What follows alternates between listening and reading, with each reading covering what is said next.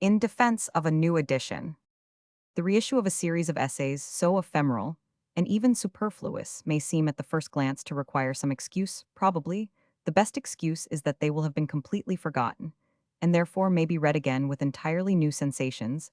I am not sure, however, that this claim is so modest, as it sounds, for I fancy that Shakespeare and Balzac, if moved to prayers, might not ask to be remembered, but to be forgotten and forgotten. Thus, for if they were forgotten, they would be everlastingly rediscovered, and reread it is a monotonous memory, which keeps us in the main from seeing things as splendid as they are. The ancients were not wrong when they made Lethe the boundary of a better land. Perhaps the only flaw in their system is that a man who had bathed in the river of forgetfulness would be as likely as not to climb back upon the bank of the earth and fancy himself in Elysium.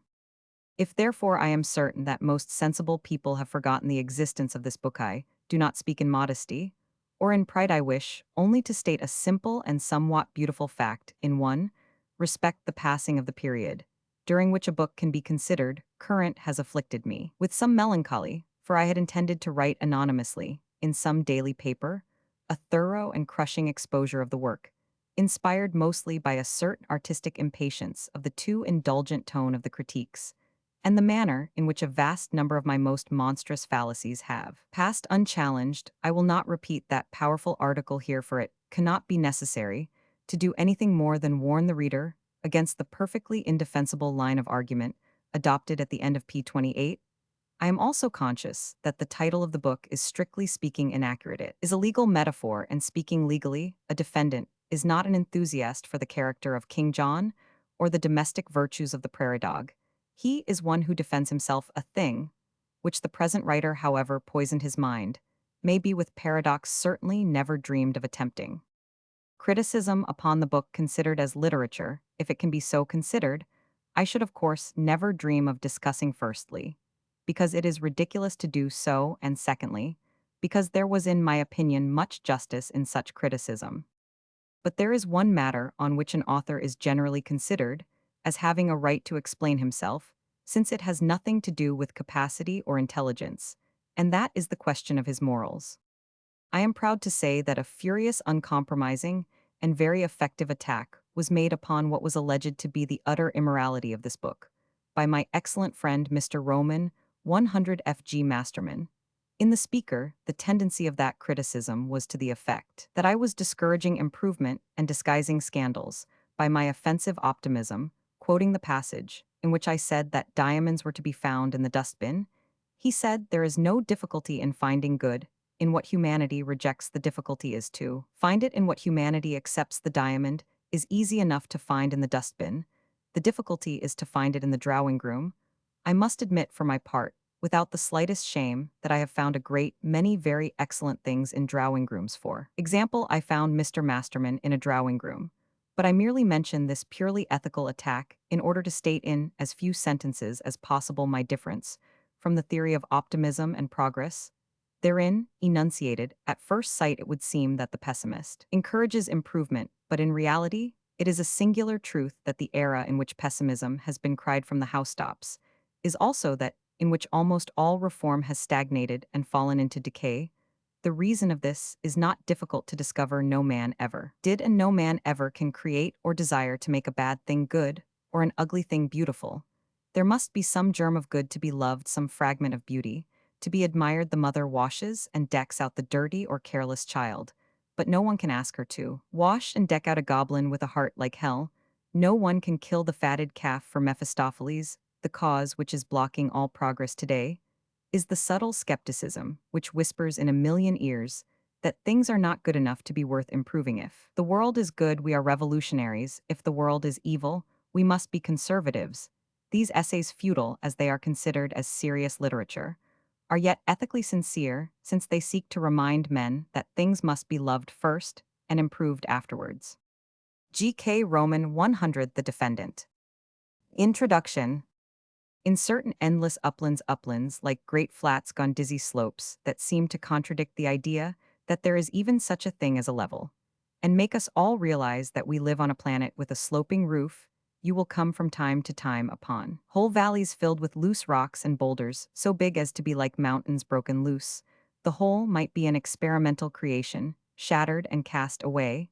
It is often difficult to believe that such cosmic refuse can have come together, except by human means. The mildest and most cockney imagination conceives the place to be the scene of some war of giants. To me, it is always associated with one idea recurrent. And at last instinctive the scene was the scene of the stoning of some prehistoric prophet, a prophet, as much more gigantic than after prophets, as the boulders are more gigantic than the pebbles. He spoke some word swords that seemed shameful and tremendousen the world in terror, buried him under a wilderness of stones. The place is the monument of an ancient fear. If we followed the same mood of fancy, it would be more difficult to imagine what awful hint or wild picture of the universe called forth that primal persecution, what secret of sensational thought lies buried under the brutal stones.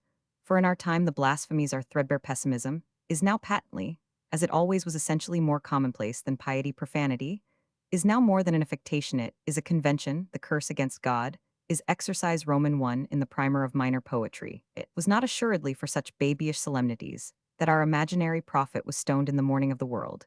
If we weigh the matter in the faultless scales of imagination, if we see what is the real trend of humanity, we shall feel it most probable that he was stoned for saying that the grass was green, and that the birds sang in spring. For the mission of all the prophets from the beginning has not been so much the pointing out of heavens or hells as primarily the pointing out of the earth. Religion has had to provide that longest and strangest telescopeth telescope, through which we could see the star upon which we dwelt. For the mind and eyes of the average man, this world is as lost as Eden and as sunken as Atlantis. There runs a strange law through the length of human history that men are continually tending to undervalue their environment, to undervalue their happiness, to undervalue themselves. The great sin of mankind, the sin typified by the fall of Adam, is the tendency not towards pride, but towards this weird and horrible humility. This is the great fall, the fall by which the fish forgets the sea, the ox forgets the meadow, the clerk forgets the city, every man forgets his environment, and in the fullest and most literal sense forgets himself. This is the real fall of Adam, and it is a spiritual fall. It is a strange thing that many truly spiritual men, such as General Gordon, have actually spent some hours in speculating upon the precise location of the Garden of Eden. Most probably we are in Eden still, it is only our eyes that have changed. The pessimist is commonly spoken of as the man in revolt. He is not, firstly, because it requires some cheerfulness to continue in revolt, and secondly, because pessimism appeals to the weaker side of everybody, and the pessimist therefore drives as roaring a trade as the publican. The person who is really in revolt is the optimist, who generally lives and dies in a desperate and suicidal effort to persuade all the other people how good they are. It has been proved 100 times over that if you really wish to enrage people and make them angry even unto death, the right way to do it is to tell them that they are all the sons of God. Jesus Christ was crucified, it may be remembered, not because of anything he said about God, but on a charge of saying that a man could in 3 days pull down and rebuild the temple. Every one of the great revolutionists from Isaiah to Shelley have been optimists. They have been indignant not about the badness of existence, but about the slowness of men in realizing its goodness. The prophet who is stoned is not a brawler or a marplot. He is simply a rejected lover. He suffers from an unrequited attachment to things in general. It becomes increasingly apparent, therefore, that the world is in a permanent danger of being misjudged, that this is no fanciful or mystical idea, may be tested by simple examples. The two absolutely basic words, good and bad, descriptive of two primal and inexplicable sensations, are not and never have been used properly. Things that are bad are not called good by any people who experience them, but things that are good are called bad by the universal verdict of humanity.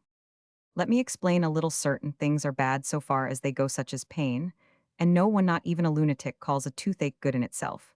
But a knife which cuts clumsily and with difficulty is called a bad knife, which it certainly is not. It is only not so good as other knives, too, which men have grown accustomed. A knife is never bad except on such rare occasions as that in which it is neatly and scientifically planted in the middle of one's back. The coarsest and bluntest knife, which ever broke a pencil into pieces instead of sharpening, it is a good thing in so far as it is a knife. It would have appeared a miracle in the Stone Age. What we call a bad knife is a good knife, not good enough for us. What we call a bad hat is a good hat, not good enough for us. What we call bad cookery is good cookery, not good enough for us. What we call a bad civilization is a good civilization, not good enough for us. We choose to call the great mass of the history of mankind bad, not because it is bad, But because we are better, this is palpably an unfair principle. Ivory may not be so white as snow, but the whole Arctic continent does not make ivory black.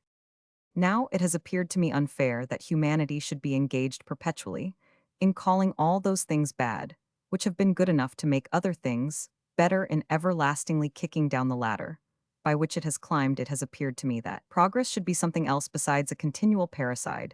Therefore, I have investigated the dust heaps of humanity and found a treasure in all of them. I have found that humanity is not incidentally engaged, but eternally and systematically engaged in throwing gold into the gutter and diamonds into the sea. I have found that every man is disposed to call the green leaf of the tree a little less green than it is, and the snow of Christmas a little less white than it is. Therefore, I have imagined that the main business of a man, however humble, is defense. I have conceived that a defendant is chiefly required when worldlings despise the world, that a counsel for the defense would not have been out of place in that terrible day when the sun was darkened over Calvary, and man was rejected of men. A defense of penny dreadfuls. One of the strangest examples of the degree to which ordinary life is undervalued is the example of popular literature, the vast mass of which we contentedly describe as vulgar. The boy's novelette may be ignorant in a literary sense, which is only like saying that a modern novel is ignorant in the chemical sense, or the economic sense, or the astronomical sense. But it is not vulgar intrinsically, it is the actual center of a million flaming imaginations. In former centuries, the educated class ignored the ruck of vulgar literature they ignored, and therefore did not, properly speaking, despise it. Simple ignorance and indifference does not inflate the character with pride.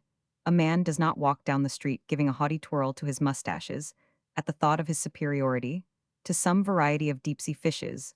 The old scholars left the whole underworld of popular compositions in a similar darkness. Today, however, we have reversed this principle. We do despise vulgar compositions, and we do not ignore them. We are in some danger of becoming petty in our study of pettiness. There is a terrible Circean law in the background that if the soul stoops too ostentatiously to examine anything, it never gets up again. There is no class of vulgar publications about which there is, to my mind, more utterly ridiculous exaggeration and misconception than the current boys' literature of the lowest stratum. This class of composition has presumably always existed and must exist. It has no more claim to be good literature than the daily conversation of its readers, to be fine oratory, or the lodging houses and tenements they inhabit to be sublime architecture. But people must have conversation, they must have houses, and they must have stories. The simple need for some kind of ideal world, in which fictitious persons play an unhampered part, is infinitely deeper and older than the rules of good art, and much more important. Every one of us in childhood has constructed such an invisible dramatis person, but it never occurred to our nurses to correct the composition by careful comparison with Balzac in the East. The professional storyteller goes from village to village with a small carpet, and I wish sincerely that anyone had the moral courage to spread that carpet and sit on it in Ludgate Circus. But it is not probable that all the tales of the carpet-bearer are little gems of original artistic workmanship. Literature and fiction are two entirely different things. Literature is a luxury, fiction is a necessity. A work of art can hardly be too short for its climax, is its merit. A story can never be too long for its conclusion, is merely to be deplored like the last halfpenny or the last pipelight. And so, while the increase of the artistic conscience tends in more ambitious works to brevity and impressionism, voluminous industry still marks the producer of the true romantic trash. There was no end to the ballads of Robin Hood. There is no end to the volumes about Dick Deadshot and the Avenging Nine. These two heroes are deliberately conceived as immortal. But instead of basing all discussion of the problem upon the common sense recognition of this fact that the youth of the lower orders always has had, and always must have, formless and endless romantic reading of some kind, and then going on to make provision for its wholesomeness, we begin, generally speaking, by fantastic abuse of this reading as a whole and indignant surprise that the errand boys under discussion do not read the egoist and the master builder. It is the custom, particularly among magistrates, to attribute half the crimes of the metropolis to cheap novelettes. If some grimy urchin runs away with an apple, the magistrate shrewdly points out that the child's knowledge that apples appease hunger is traceable to some curious literary researches. The boys themselves, when penitent, frequently accuse the novelettes with great bitterness which is only to be expected from young people possessed of no little native humor, if I had forged a will, and could obtain sympathy by tracing the incident to the influence of Mr. George Moore's novels, I should find the greatest entertainment in the diversion. At any rate, it is firmly fixed in the minds of most people that gutter boys, unlike everybody else in the community, find their principal motives for conduct in printed books. Now it is quite clear that this objection, the objection brought by magistrates, has nothing to do with literary merit. Bad story writing is not a crime. Mr. Hall Caine walks the streets openly and cannot be put in prison for an anticlimax. The objection rests upon the theory that the tone of the mass of boys' novelettes is criminal and degraded, appealing to low cupidity and low cruelty. This is the magisterial theory, and this is rubbish. So far as I have seen them in connection with the dirtiest bookstalls in the poorest districts, the facts are simply these: the whole bewildering mass of vulgar juvenile literature is concerned with adventures rambling, disconnected, and endless. It does not express any passion of any sort, for there is no human character of any sort. It runs eternally in certain grooves of local and historical type. The medieval knight, the 18th century duelist, and the modern cowboy recur with the same stiff simplicity as the conventional human figures in an oriental pattern.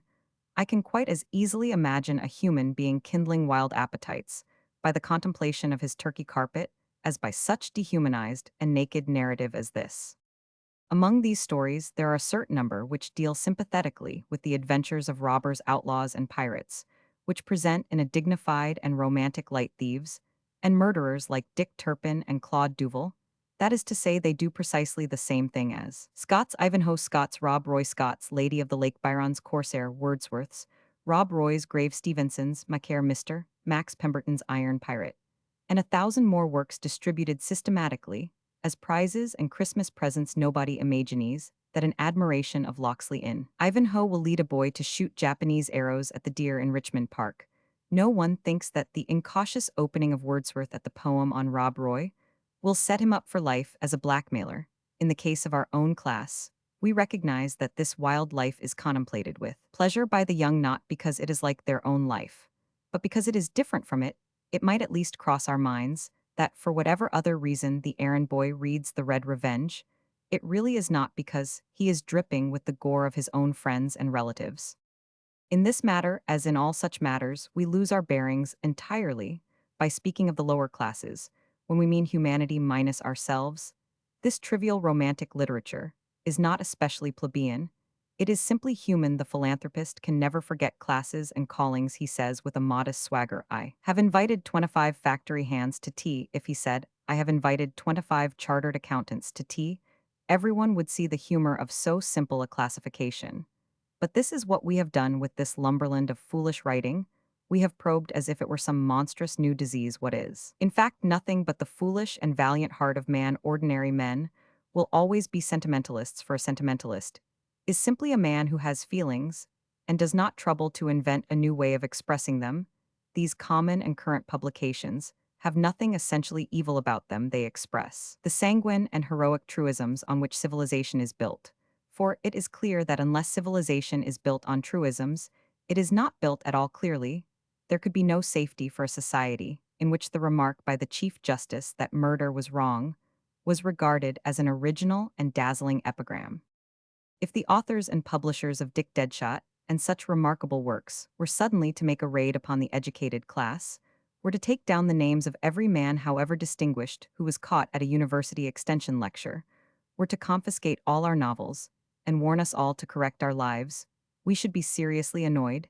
Yet they have far more right to do so than we, for they with all their idiocy are normal, and we are abnormal. It is the modern literature of the educated, not of the uneducated, which is avowedly and aggressively criminal. Books recommending profligacy and pessimism, at which the high-souled errand boy would shudder, lie upon all our drawing-room tables if the dirtiest old owner of the dirtiest old bookstall in Whitecapel dared to display. Works really recommending polygamy or suicide, his stock would be seized by the police. These things are our luxuries, and with a hypocrisy so ludicrous as to be almost unparalleled in history, we rate the gutter boys for their immorality at the very time that we are discussing with equivocal German professors whether morality is valid at all at the very instant that we curse the penny dreadful for encouraging thefts upon property. We canvass the proposition that all property is theft at the very instant we accuse it quite unjustly of lubricity and indecency. We are cheerfully reading philosophies, which glory in lubricity and indecency, at the very instant that we charge it with encouraging the young to destroy life. We are placidly discussing whether life is worth preserving. But it is we who are the morbid exceptions, it is. We who are the criminal class, this should be our great comfort, the vast mass of humanity, with their vast mass of idle books and idle words, have never doubted, and never will doubt that courage is splendid, that fidelity is noble, that distressed ladies should be rescued, and vanquished enemies spared. There are a large number of cultivated persons who doubt these maxims of daily life, just as there are a large number of persons who believe they are the Prince of Wales, and I am told that both classes of people are entertaining conversationalists. But the average man or boy writes daily in these great gaudy diaries of his soul, which we call penny dreadfuls, a plainer and better gospel than any of those iridescent ethical paradoxes that the fashionable change as often as their bonnets. It may be a very limited aim in morality to shoot a manifaced and fickle traitor, but at least it is a better aim than to be a manifaced and fickle traitor, which is a simple summary of a good many modern systems from Mr. D'Annunzio's downwards, so long as the coarse and thin texture of mere current popular romance is not touched by a paltry culture. It will never be vitally immoral. It is always on the side of life. The poor slaves who really stoop under the burden of life have often been mad, scatterbrained, and cruel, but never hopeless. That is a class privilege like cigars. Their driveling literature will always be a blood and thunder literature, as simple as the thunder of heaven and the blood of men. A defense of rash vows. If a prosperous modern man with a high hat and a frock coat were to solemnly pledge himself before all his clerks and friends to count the leaves on every third tree in Holland, walk, to hop up to the city on one leg, every Thursday to repeat the whole of Mills, Liberty 7 to 6 times, to collect 300 dandelions in fields belonging to anyone of the name of Brown, to remain for 31 hours, holding his left ear in his right hand, to sing the names of all his aunts in order of age on the top of an omnibus, or make any such unusual undertaking, we should immediately conclude that the man was mad, or, as it is sometimes expressed, was an artist in life. Yet these vows are not more extraordinary than the vows which in the Middle Ages and in similar periods were made not by fanatics merely, but by the greatest figures in civic and national civilization, be kings, judges, poets, and priests. One man swore to chain two mountains together, and the great chain hung there. It was said for ages as a monument of that mystical folly. Another swore that he would find his way to Jerusalem with a patch over his eyes, and died looking for it. It is not easy to see that these two exploits, judged from a strictly rational standpoint, are any saner than the acts above suggested. A mountain is commonly a stationary and reliable object, which it is not necessary to chain up at night like a dog, and it is not easy at first sight to see that a man pays a very high compliment to the holy city by setting out for it under conditions which render it to the last degree improbable that he will ever get there. But about this, there is one striking thing to be noticed. If men behaved in that way in our time, we should, as we have said, regard them as symbols of the decadence. But the men who did these things were not decadent. They belonged generally to the most robust classes of what is generally regarded as a robust age. Again, it will be urged that if men essentially sane performed such insanities, it was under the capricious direction of a superstitious religious system. This again will not hold water, for in the purely terrestrial and even sensual departments of life, such as love and lust, the medieval princes show the same mad promises and performances, the same misshapen imagination, and the same monstrous self-sacrifice.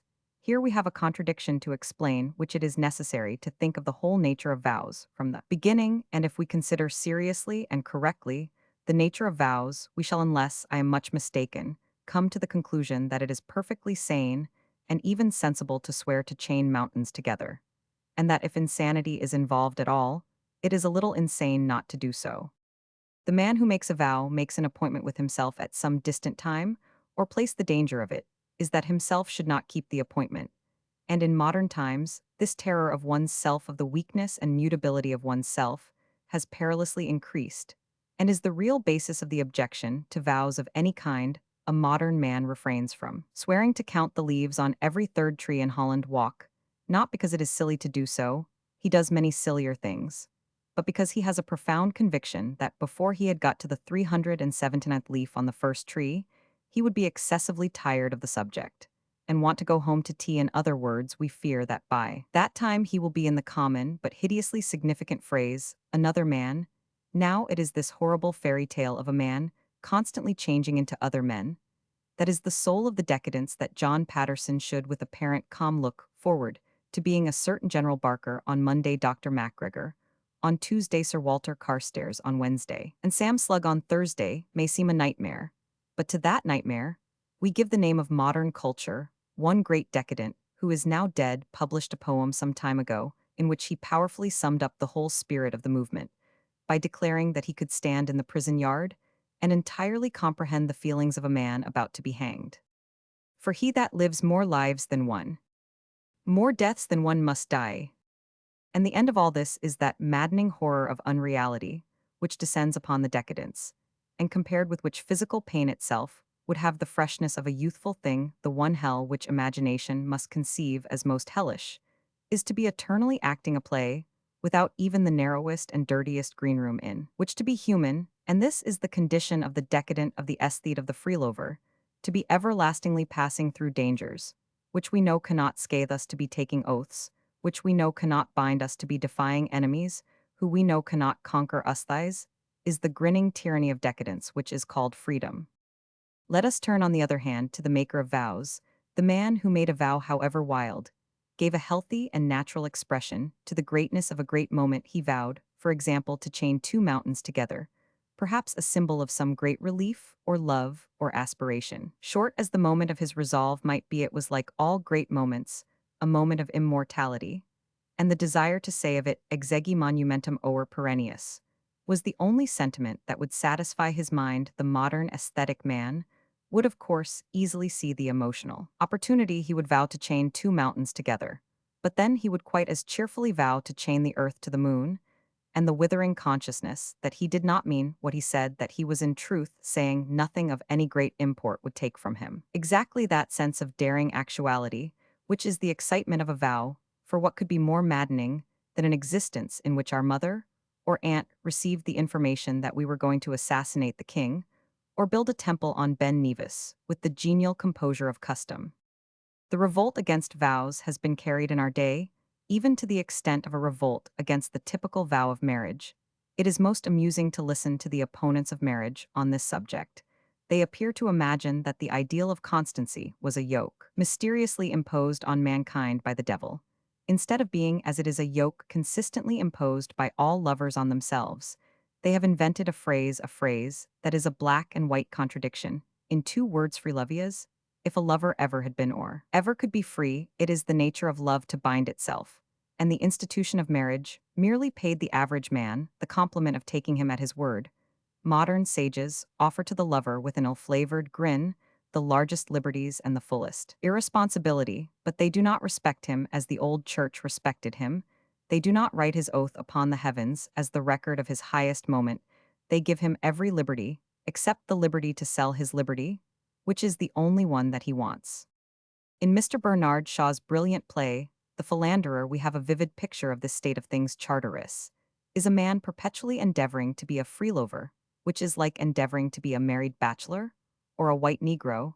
He is wandering in a hungry search for a certain exhilaration, which he can only have when he has the courage to cease from wandering. Men knew better than this in old Timeson, the time, for example, of Shakespeare's heroes. When Shakespeare's men are really celibate, they praise the undoubted advantages of celibacy, liberty, irresponsibility, a chance of continual change. But they were not such fools as to continue to talk of liberty when they were in such a condition that they could be made happy or miserable by the moving of someone else's eyebrow. Suckling classes love with debt in his praise of freedom, and he that's fairly out of both. Of all the world is blessed. He lives as in the golden age, when all things made were common. He takes his pipe, he takes his glass.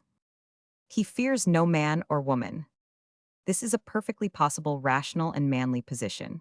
But what have lovers to do with ridiculous affectations of fearing no man or woman? They know that in the turning of a hand, the whole cosmic engine to the remotest star may become an instrument of music or an instrument of torture. They hear a song older than sucklings that has survived 100 philosophies.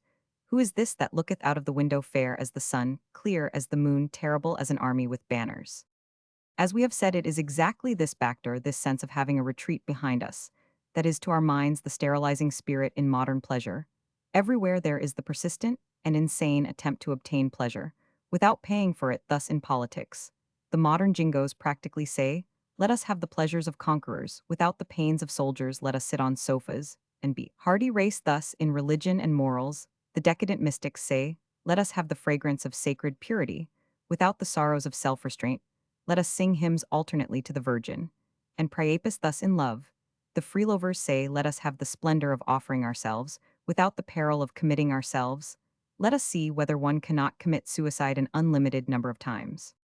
Emphatically, it will not work. There are thrilling moments doubtless for the spectator, the amateur, and the aesthete. But there is one thrill that is known only to the soldier who fights for his own flag, to the ascetic, who starves himself for his own illumination, to the lover, who makes finally his own choice. And it is this transfiguring self-discipline that makes the vow a truly sane thing. It must have satisfied even the giant hunger of the soul of a lover or a poet to know that in consequence of some one instant of decision that strange chain would hang for centuries in the Alps among the silences of stars and snows all around us. Is the city of small sins abounding in backways and retreats, but surely sooner or later the towering flame will rise from the harbor announcing that the reign of the cowards is over, and a man is burning his ships. A defense of skeletons. Some little time ago, I stood among immemorial English trees that seemed to take hold upon the stars like a brood of Yggdrasils. As I walked among these living pillars, I became gradually aware that the rustics who lived and died in their shadow adopted a very curious conversational tone. They seemed to be constantly apologizing for the trees, as if they were a very poor show after elaborate investigation. I discovered that their gloomy and penitent tone was traceable to the fact that it was winter, and all the trees were bare. I assured them that I did not resent the fact that it was winter, that I knew the thing had happened before, and that no forethought on their part could have averted this blow of destiny. But I could not in any way reconcile them to the fact that it was winter. There was evidently a general feeling that I had caught the trees in a kind of disgraceful deshabille, and that they ought not to be seen, until like the first human sinners they had covered themselves with leaves. So it is quite clear that while very few people appear to know anything of how trees look in winter, the actual foresters, no less than anyone so far from the line of the tree, when it is bare appearing harsh and severe, it is luxuriantly indefinable to an unusual degree.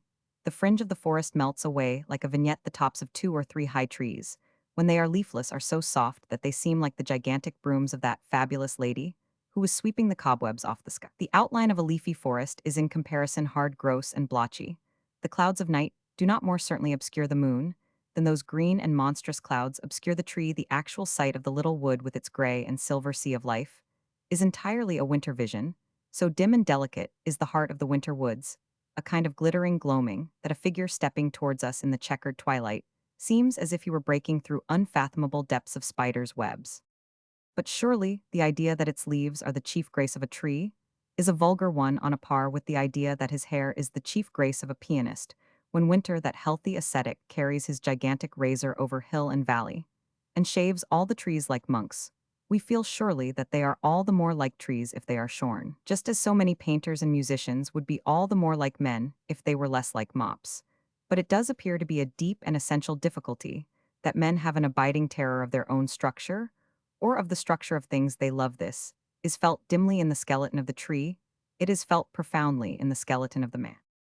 The importance of the human skeleton is very great, and the horror with which it is commonly regarded is somewhat mysterious. Without claiming for the human skeleton a wholly conventional beauty, we may assert that he is certainly not uglier than a bulldog whose popularity never wanes, and that he has a vastly more cheerful and ingratiating expression. But just as man is mysteriously ashamed of the skeletons of the trees in winter, so he is mysteriously ashamed of the skeleton of himself in death. It is a singular thing, altogether, this horror of the architecture of things. One would think it would be most unwise in a man to be afraid of a skeleton, since nature has set curious and quite insuperable obstacles to his running away from it. One ground exists for this terror. A strange idea has infected humanity, that the skeleton is typical of death. A man might as well say that a factory chimney was typical of bankruptcy. The factory may be left naked after ruin, the skeleton may be left naked after bodily dissolution, but both of them have had a lively and workmanlike life of their own, all the pulleys creaking, all the wheels turning in the house of livelihood. As in the house of life, There is no reason why this creature new, as I fancy to art the living skeleton, should not become the essential symbol of life. The truth is that man's horror of the skeleton is not horror of death at all, it is man's eccentric glory, that he has not generally speaking any objection to being dead, but has a very serious objection to being undignified, and the fundamental matter which troubles him in the skeleton is the reminder that the ground plan of his appearance is shamelessly grotesque. I do not know why he should object to this. He contentedly takes his place in a world that does not pretend to be genteel laughing, working, jeering world. He sees millions of animals carrying with quite a dandified levity the most monstrous shapes, and appendages the most preposterous horns, wings, and legs when they are necessary to utility. He sees the good temper of the frog, the unaccountable happiness of the hippopotamus. He sees a whole universe which is ridiculous from the animalcule, with a head too big for its body, up to the comet, with a tail too big for its head. But when it comes to the delightful oddity of his own, inside his sense of humor, rather abruptly deserts him. In the Middle Ages, and in the Renaissance, which was in certain times and respects a much gloomier period, this idea of the skeleton had a vast influence in freezing the pride out of all earthly pomps and the fragrance out of all fleeting pleasures.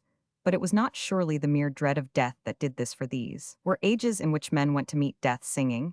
It was the idea of the degradation of man, in the grinning ugliness of his structure, that withered the juvenile insolence of beauty and pride. And in this, it almost assuredly did more good than harm. There is nothing so cold or so pitiless as youth, and youth, in aristocratic stations and ages, tended to an impeccable dignity, an endless summer of success, which needed to be very sharply reminded of the scorn of the stars. It was well that such flamboyant prigs should be convinced that one practical joke at least would bowl them over, that they would fall into one grinning man-trap and not rise. Again, that the whole structure of their existence was as wholesomely ridiculous as that of a pig or a parrot. They could not be expected to realize that birth was humorous, coming of age humorous, drinking and fighting humorous. They were far too young and solemn to know, but at least they were taught that death was humorous. There is a peculiar idea abroad that the value and fascination of what we call nature lie in her beauty.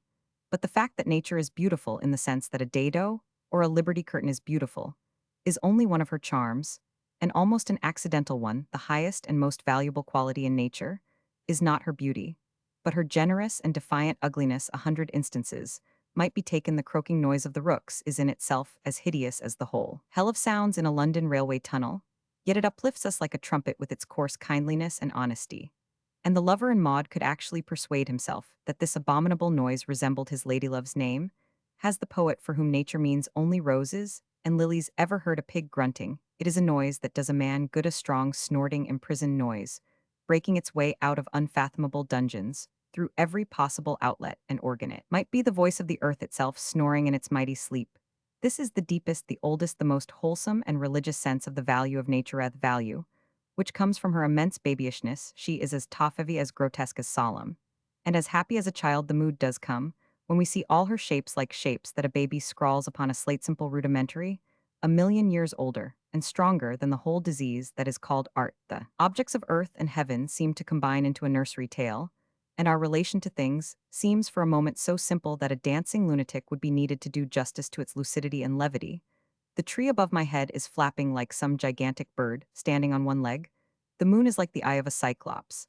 And however much my face clouds with somber vanity, or vulgar vengeance, or contemptible contempt, the bones of my skull beneath it are laughing forever. A defense of publicity.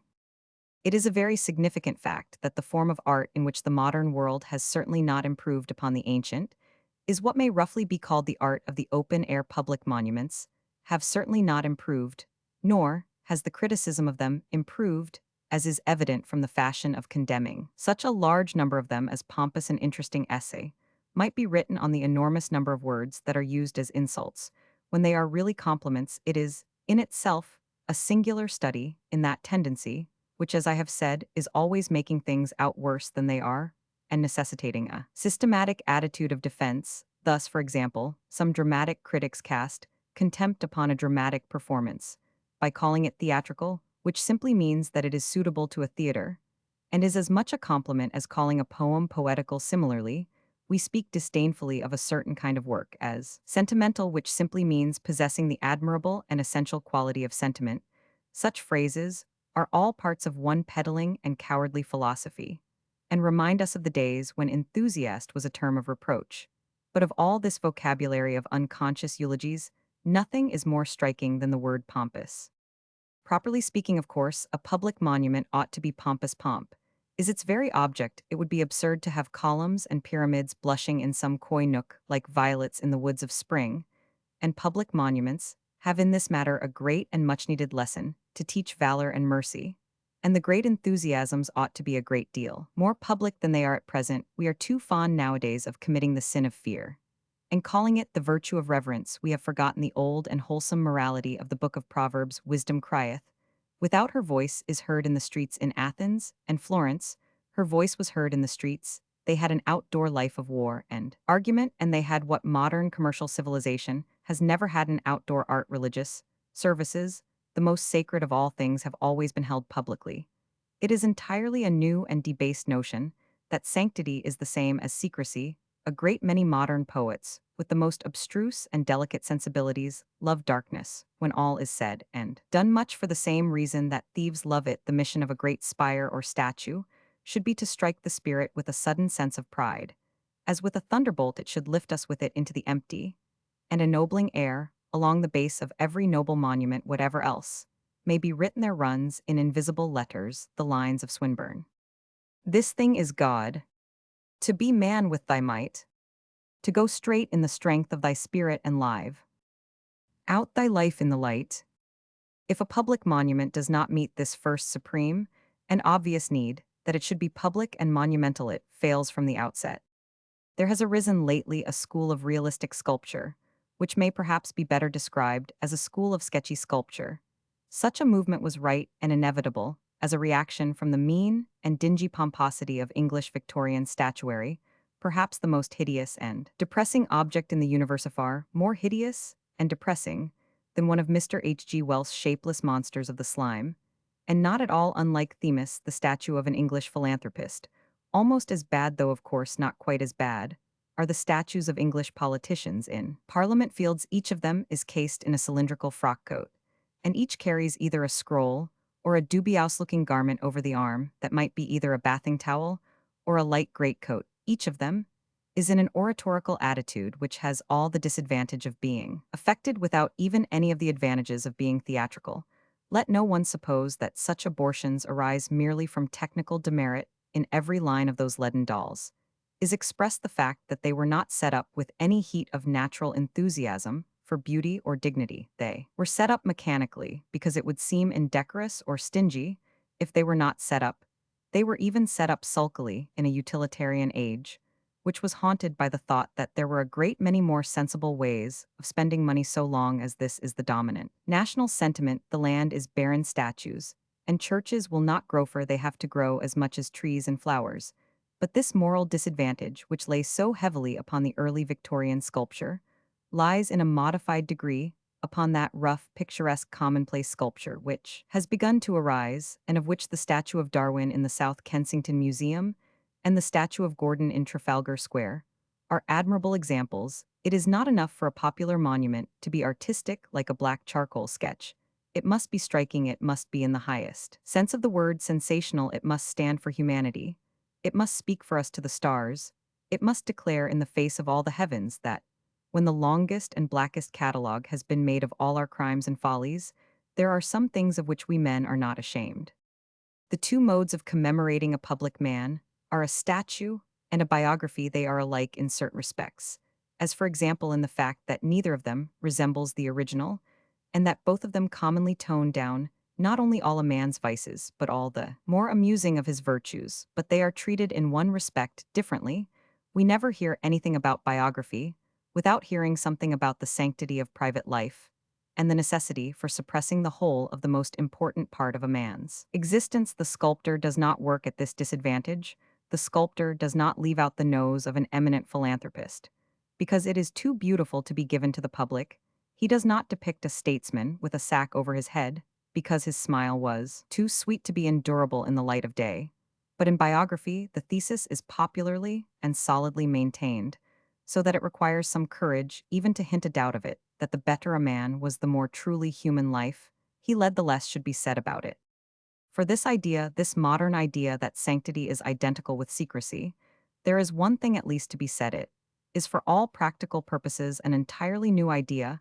It was unknown to all the ages in which the idea of sanctity really flourished. The record of the great spiritual movements of mankind is dead against. The idea that spirituality is a private matter, the most awful secret of every man's soul, its most lonely and individual need, its most primal and psychological relationship, the thing called worship, the communication between the soul and the last realitith's most private matter, is the most public spectacle in the world. Anyone who chooses to walk into a large church on Sunday morning may see 100 men each alone with his Maker.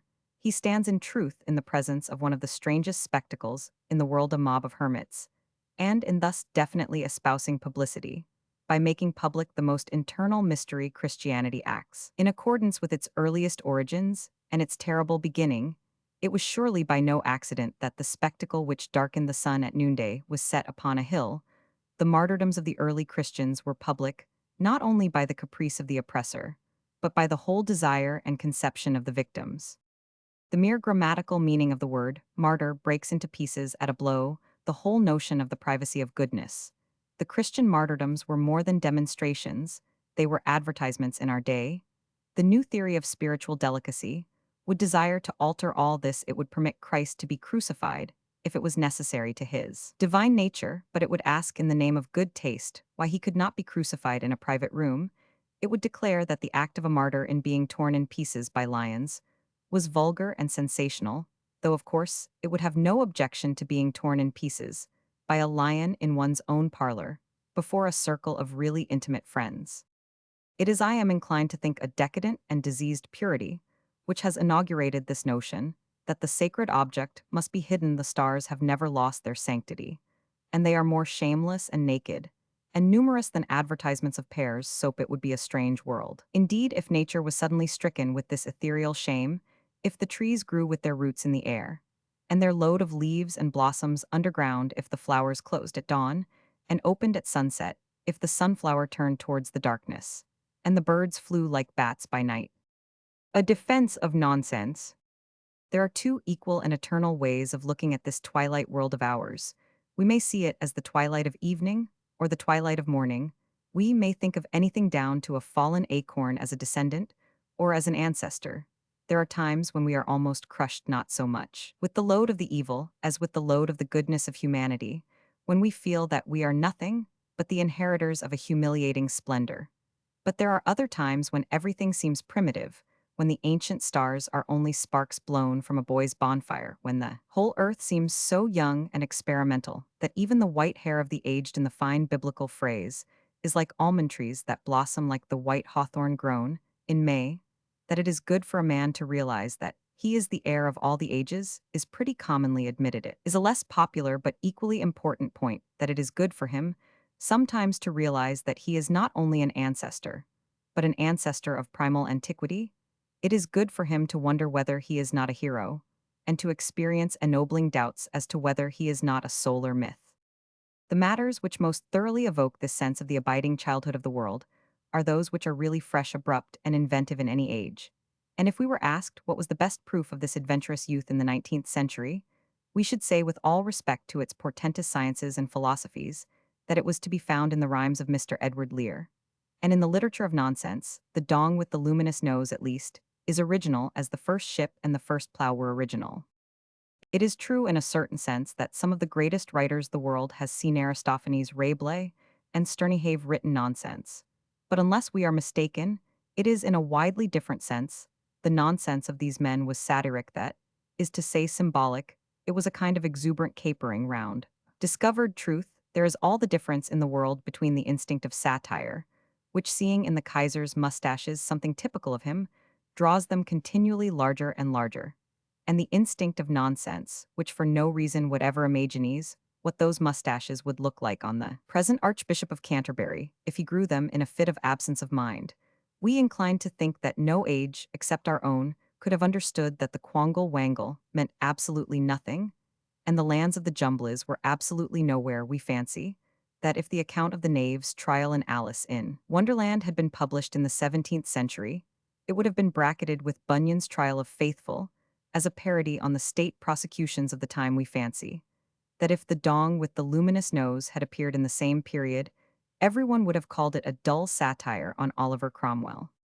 It is altogether advisedly that we quote chiefly from Mr. Lear's nonsense rhymes to our mind.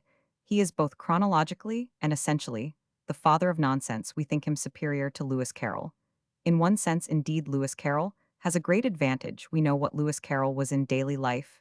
He was a singularly serious and conventional don, universally respected, but very much of a pedant and something of a Philistine, thus his strange double life in earth and in dreamland emphasizes the idea that lies at the back of nonsense, the idea of escape into a world where things are not fixed horribly in an eternal appropriateness, where apples grow on pear trees, and any odd man you meet may have three legs. Lewis Carroll, living one life in which he would have thundered morally against any one who walked on the wrong plot of grass, and another life in which he would cheerfully call the sun green, and the moon blue, was by his very divided nature his one foot on both worlds, a perfect type of the position of modern nonsense. His wonderland is a country, populated by insane mathematicians. We feel the whole is an escape into a world of masquerade. We feel that if we could pierce their disguises, we might discover that Humpty Dumpty and the March Hare were professors and doctors of divinity, enjoying a mental holiday. This sense of escape is certainly less emphatic in Edward Lear. Because of the completeness of his citizenship in the world of unreason, we do not know his prosaic biography as we know Lewis Carroll's. We accept him as a purely fabulous figure on his own description of himself. His body is perfectly spherical. He weareth a runcible hat. While Lewis Carroll's Wonderland is purely intellectual, Lear introduces quite another element of the poetical and even emotional. Carroll works by the pure reason. But this is not so strong a contrast, for after all, mankind in the main has always regarded reason as a bit of a joke. Lear introduces his unmeaning words and his amorphous creatures not with the pomp of reason, but with the romantic prelude of rich hues and haunting rhythms. Far and few, are the lands where the jumblies live, is an entirely different type of poetry to that exhibited in Jabberwocky Carroll, with a sense of mathematical neatness, makes his whole poem a mosaic of new and mysterious words.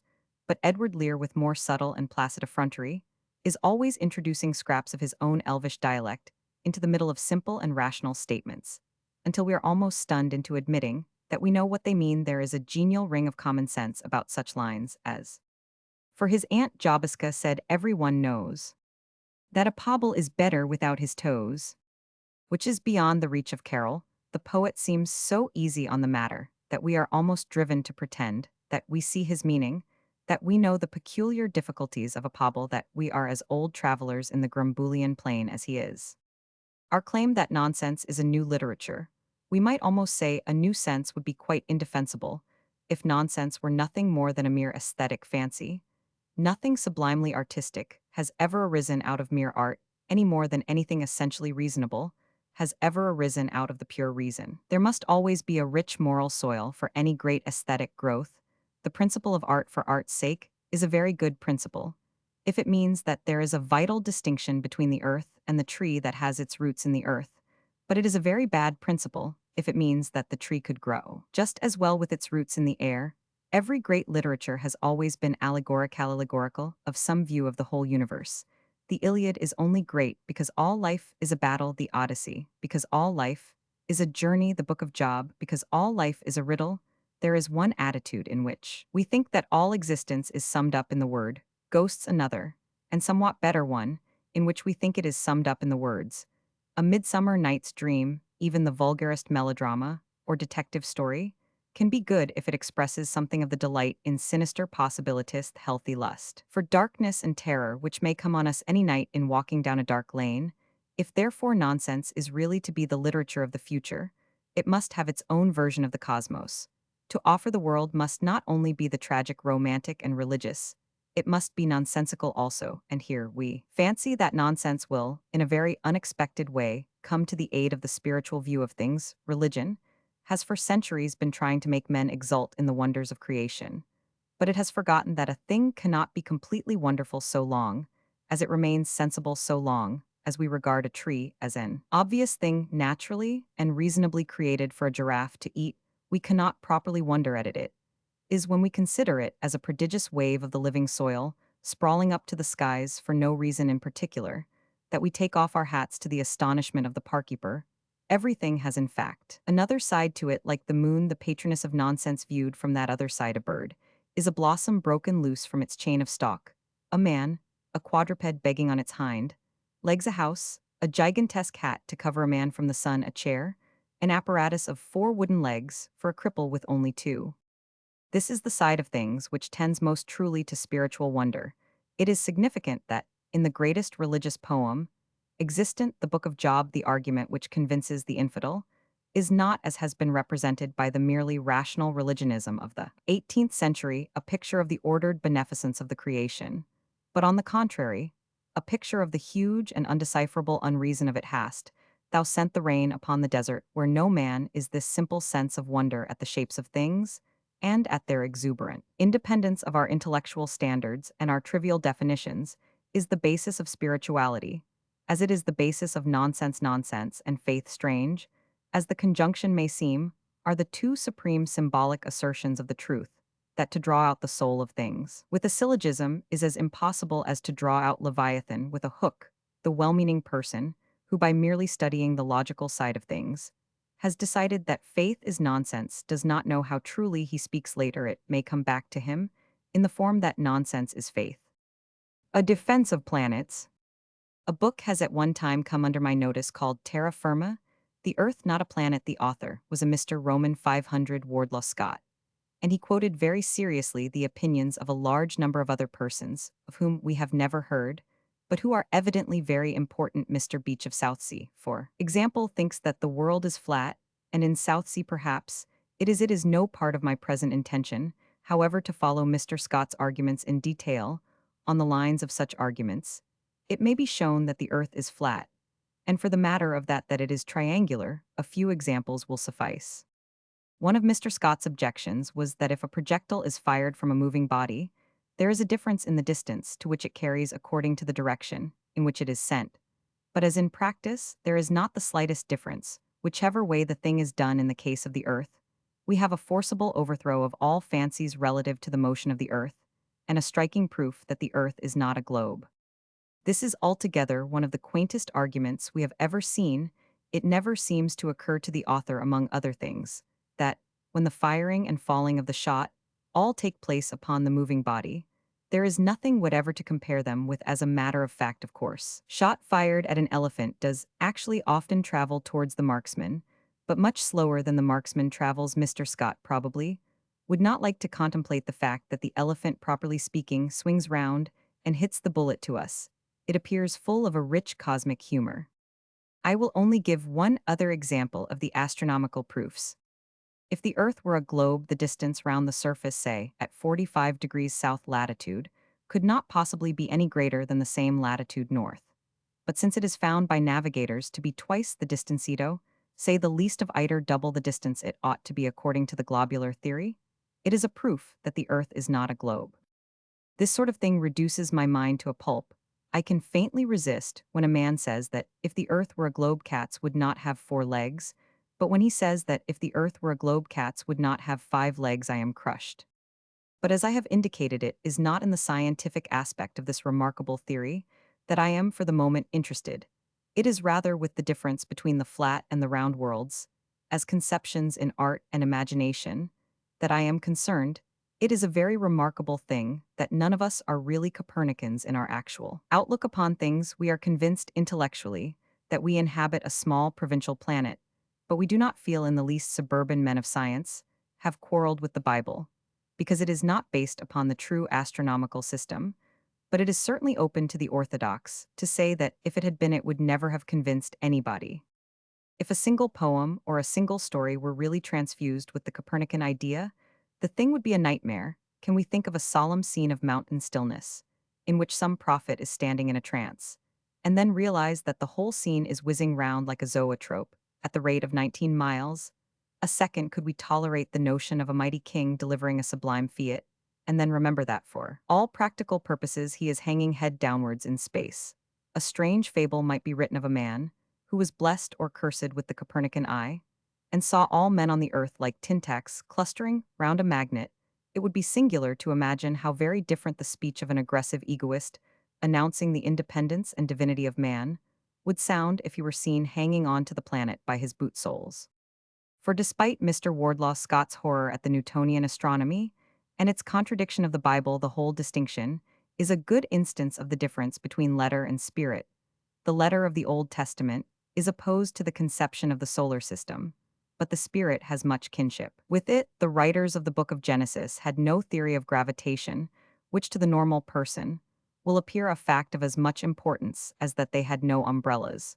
But the theory of gravitation has a curiously Hebrew sentiment in it, a sentiment of combined dependence and certainty, a sense of grappling unity by which all things hang upon one thread. Thou hast hanged the world upon nothing, said the author of the book of Job, and in that sentence wrote the whole appalling poetry of modern astronomy, the sense of the preciousness and fragility of the universe, the sense of being in the hollow of a hand is one which the round and rolling earth gives in its most thrilling form.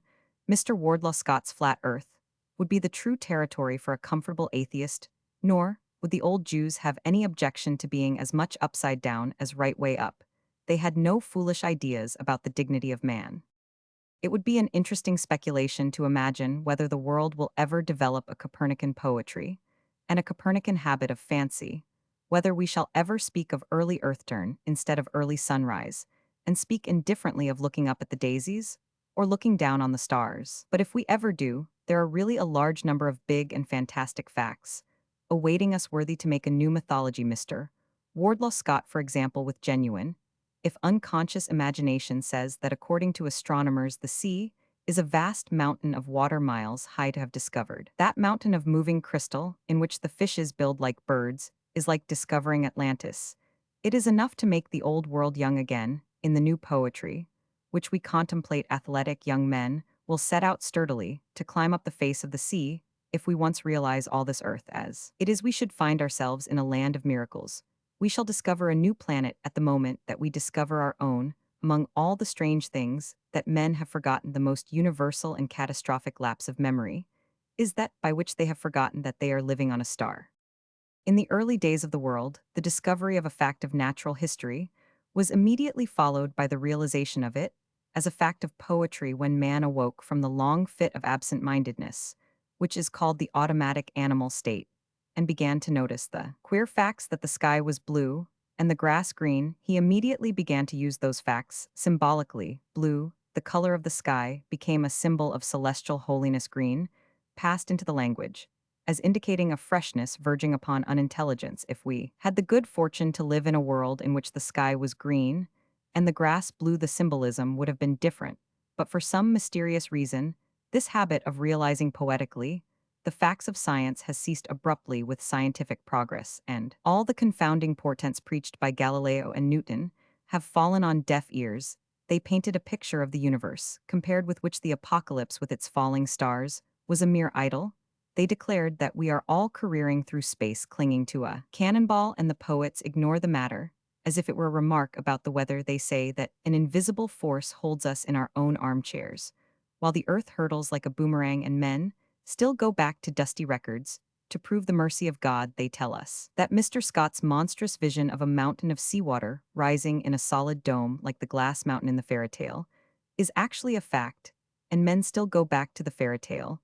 To what towering heights of poetic imagery might we not have risen if only the poetizing of natural history had continued, and man's fancy had played with the planets as naturally as it once played with the flowers? We might have had a planetary patriotism, in which the green leaf should be like a cockade, and the sea an everlasting dance of drums. We might have been proud of what our star has wrought, and worn its heraldry haughtily in the blind tournament of the spheres.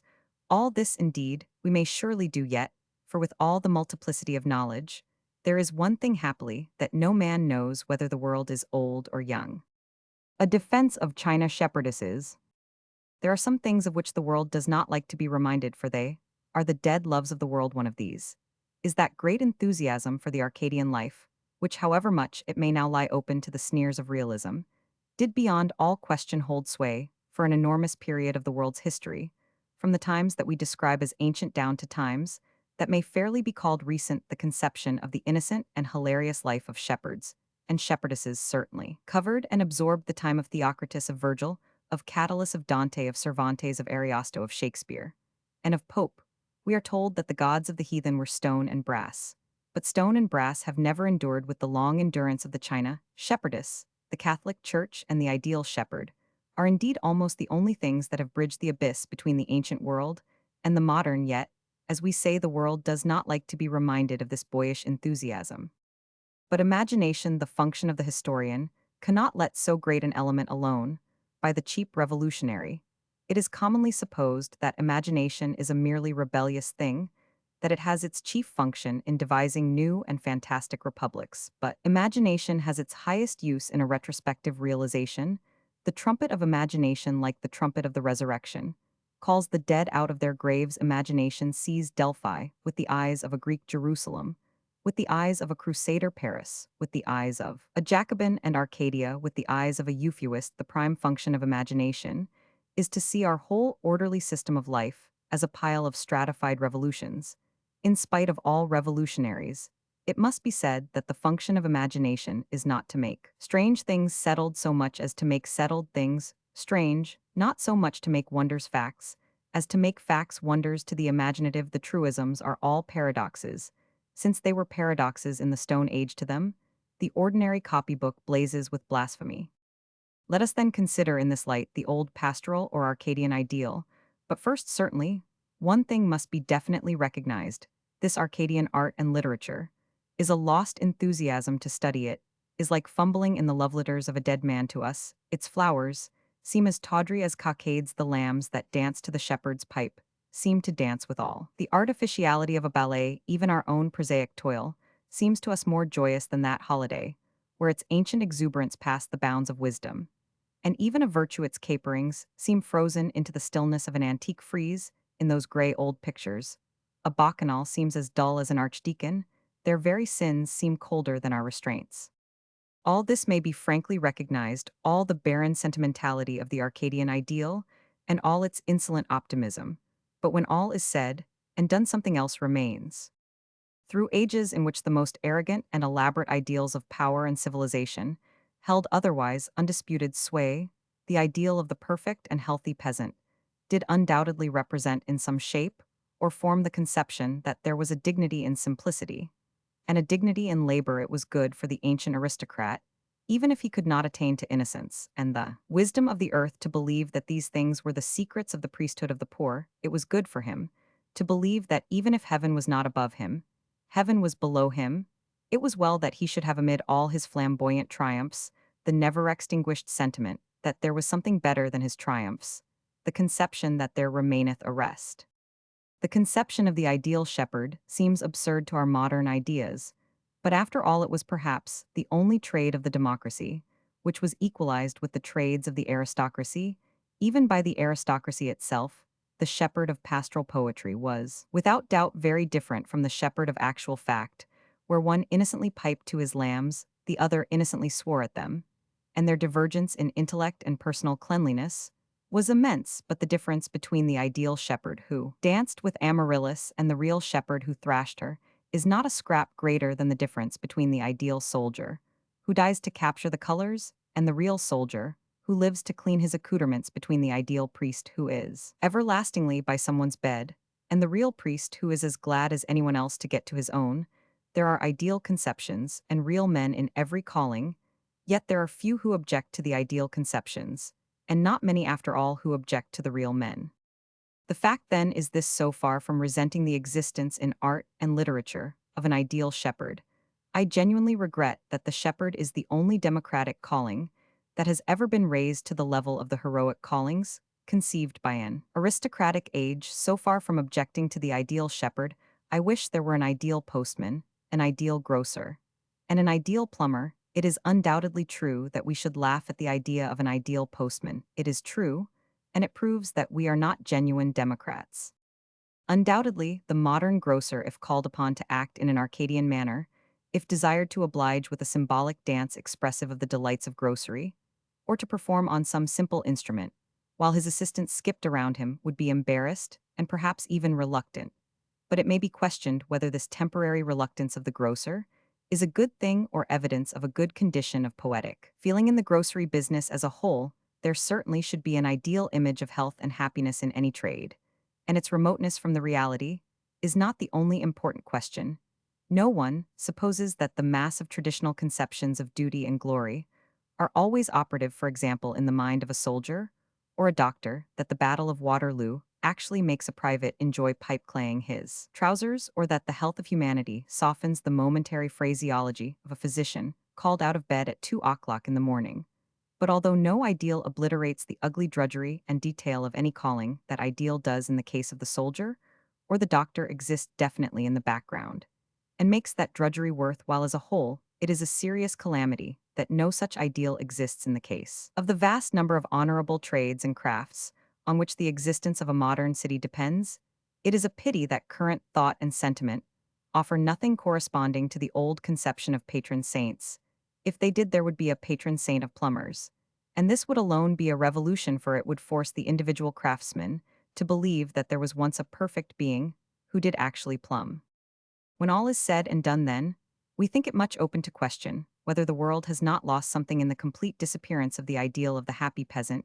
It is foolish enough to suppose that the rustic went about all over ribbons, but it is better than knowing that he goes about all over rags, and being indifferent to the fact. The modern realistic study of the poor does, in reality, lead the student further astray than the old idyllic notion, for we cannot get the chiaroscuro of humble life so long as its virtues seem to us as gross as its vices, and its joys as sullen as its sorrows. Probably at the very moment that we can see nothing but a dull-faced man, smoking and drinking heavily with his friend, in a pothouse, the man himself is on his soul's holiday crowned with the flowers of a passionate idleness, and far more like the happy peasant than the world will ever know.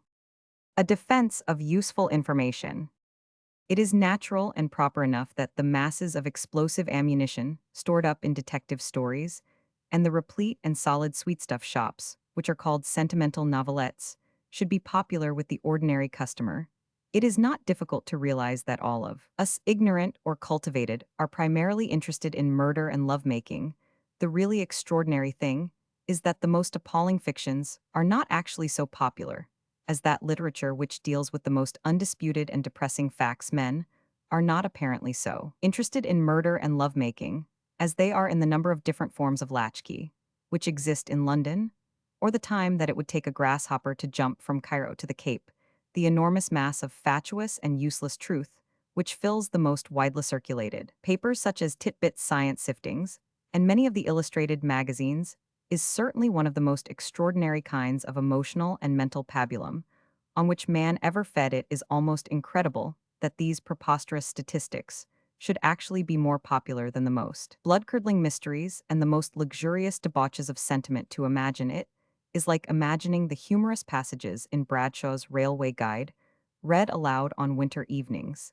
It is like conceiving a man unable to put down an advertisement of Mother Sagel's syrup because he wished to know what eventually happened to the young man who was extremely ill at Edinburgh. In the case of cheap detective stories and cheap novelettes, we can most of us feel, whatever our degree of education, that it might be possible to read them if we gave full indulgence to a lower and more facile part of our natures. At the worst, we feel that we might enjoy them as we might enjoy bull baiting or getting drunk. But the literature of information is absolutely mysterious to us. We can no more think of amusing ourselves with it than of reading whole pages of a Surbiton local directory. To read such things would not be a piece of vulgar indulgence. It would be a highly arduous and meritorious enterprise. It is this fact which constitutes a profound and almost unfathomable interest in this particular branch of popular literature. Primarily, at least, there is one rather peculiar thing which must in justice be said about it.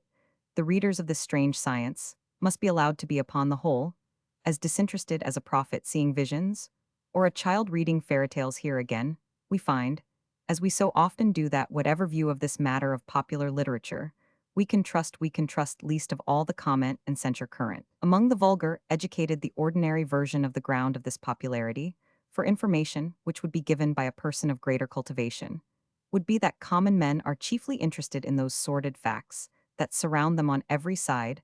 A very small degree of examination will show us that whatever ground there is for the popularity of these insane encyclopedias, it cannot be the ground of. Utility, the version of life given by a penny novelette, may be very moonstruck and unreliable, but it is at least more likely to contain facts relevant to daily life than compilations on the subject of the number of cows' tails that would reach the North Pole. There are many more people who are in love than there are people who have any intention of counting or collecting cows' tails. It is evident to me that the grounds of this widespread madness of information for information's sake must be sought in other and deeper parts of human nature than those daily needs which lie so near the surface that even social philosophers have discovered them somewhere in that profound and eternal instinct for enthusiasm and minding other people's business, which made great popular movements like the Crusades or the Gordon riots. I once had the pleasure of knowing a man who actually talked in private life after the manner of these papers. His conversation consisted of fragmentary statements about height and weight and depth and time and population, and his conversation was a nightmare of dullness. During the shortest pause he would ask whether his interlocutors were aware how many tons of rust were scraped every year off the Menite Bridge, and how many rival shops Mr. Whiteley had bought up since he opened his business. The attitude of his acquaintances towards this inexhaustible entertainer varied according to his presence or absence between indifference and terror. It was frightful to think of a man's brain being stocked with such inexpressibly profitless treasures. It was like visiting some imposing British museum and finding its galleries and glass cases filled with specimens of London mud, of common mortar, of broken walking sticks, and cheap tobacco. Years afterwards, I discovered that this intolerable prosaic bore had been in fact a poet. I learnt that every item of this multitudinous information was totally and unblushingly untrue, that for all I knew, he had made it up as he went along, that no tons of rust are scraped off the Menite Bridge, and that the rival tradesmen and Mr. Whiteley were creatures of the poet's brain. Instantly I conceived consuming respect for the man who was so circumstantial, so monotonous, so entirely purposeless a liar. With him, it must have been a case of art for art's sake. The joke sustained so gravely through a respected lifetime was of that order of joke which is shared with omniscience. But what struck me more cogently upon reflection was the fact that these immeasurable trivialities, which had struck me as utterly vulgar and arid, when I thought they were true, immediately became picturesque, and almost brilliant when I thought they were inventions of the human fancy. And here, as it seems to me, I laid my finger upon a fundamental quality of the cultivated class which prevents it, and will perhaps always prevent it, from seeing with the eyes of popular imagination. The merely educated can scarcely ever be brought to believe that this world is itself an interesting place. When they look at a work of art, good or bad, they expect to be interested. But when they look at a newspaper, advertisement, or a group in the street, they do not, properly and literally speaking, expect to be interested. But to common and simple people, this world is a work of art, though it is like many great works of art, anonymous. They look to life for interest with the same kind of cheerful and uneradicable assurance with which we look for interest at a comedy for which we have paid money at the door. To the eyes of the ultimate school of contemporary fastidiousness, the universe is indeed an ill-drawn and overcolored picture, the scrawlings in circles of a baby upon the slate of night. Its starry skies are a vulgar pattern which they would not have for a wallpaper. Its flowers and fruits have a cockney brilliancy, like the holiday hat of a flower girl, hence degraded by art to its own level. They have lost altogether that primitive and typical taste of man, taste for news. By this essential taste for news, I mean the pleasure in hearing the mere fact that a man has died at the age of 110 in South Wales, or that the horses ran away at a funeral in San Francisco. Large masses of the early faiths and politics of the world, numbers of the miracles and heroic anecdotes, are based primarily upon this love of something that has just happened, this divine institution of gossip. When Christianity was named the good news, it spread rapidly, not only because it was good, but also because it was news. So it is that if any of us have ever spoken to a navvy in a train about the daily paper, we have generally found the navvy interested not in those struggles of parliaments and trades unions, which sometimes are, and are always supposed to be for his benefit, but in the fact that an unusually large whale has been washed up on the coast of Orkney, or that some leading millionaire like Mr. Harmsworth is reported to break 100 pipes a year. The educated classes, cloyed and demoralized with the mere indulgence of art and mood, can no longer understand the idle and splendid disinterestedness of the reader of Pearson's Weekly. He still keeps something of that feeling which should be the birthright of men, the feeling that this planet is like a new house into which we have just moved our baggage. Any detail of it has a value, and with a truly sportsmanlike instinct, the average man takes most pleasure in the details, which are most complicated, irrelevant, and at once difficult and useless, to discover those parts of the newspaper, which announce the giant gooseberry and the raining frogs, are really the modern representatives of the popular tendency, which produced the hydra and the werewolf, and the dog-headed men folk in the Middle Ages were not interested in a dragon or a glimpse of the devil, because they thought that it was a beautiful prose idyll, but because they thought that it had really just been seen. It was not like so much artistic literature, a refuge, indicating the dullness of the world. It was an incident pointedly illustrating the fecund poetry of the world. That much can be said, and is said against the literature of information. I do not for a moment deny. It is shapeless, it is trivial, it may give an unreal air of knowledge. It unquestionably lies along with the rest of popular literature under the general indictment that it may spoil the chance of better work, certainly, by wasting time, possibly by ruining taste. But these obvious objections are the objections which we hear so persistently from everyone that one cannot help wondering where the papers in question procure their myriads of readers. The natural necessity and natural good underlying such crude institutions is far less often a subject of speculation. Yet the healthy hungers which lie at the back of the habits of modern democracy are surely worthy of the same sympathetic study that we give to the dogmas of the fanatics long dethroned, and the intrigues of commonwealths long obliterated from the earth.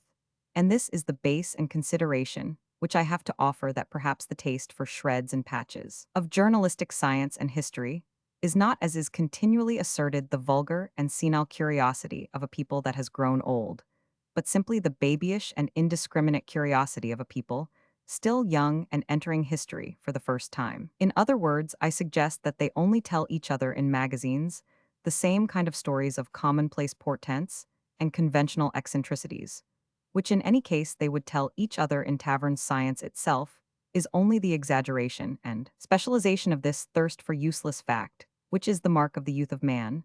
But science has become strangely separated from the mere news and scandal of flowers and birds. Men have ceased to see that a pterodactyl was as fresh and natural as a flower, that a flower is as monstrous as a pterodactyl. The rebuilding of this bridge between science and human nature is one of the greatest needs of mankind. We have all to show that, before we go on to any visions or creations, we can be contented with a planet of miracles. A defense of heraldry. The modern view of heraldry is pretty accurately represented by the words of the famous barrister, who, after cross-examining for some time a venerable dignitary of Herald's College, summed up his results in the remark that the silly old man didn't even understand his own silly old trade. Heraldry, properly so called, was of course a wholly limited and aristocratic thing, but the remark needs a kind of qualification not commonly realized. In a sense, there was a plebeian heraldry, since every shop was like every castle, distinguished not by a name, but assigned. The whole system dates from a time when picture writing still really ruled the world. In those days few could read or write. They signed their names with a pictorial symbol. A cross, and a cross is a great improvement on most men's names. Now there is something to be said for the peculiar influence of pictorial symbols on men's minds. All letters, we learn, were originally pictorial and heraldic. Thus the letter A is the portrait of an ox, but the portrait is now reproduced in so impressionist a manner that but little of the rural atmosphere can be absorbed by contemplating it.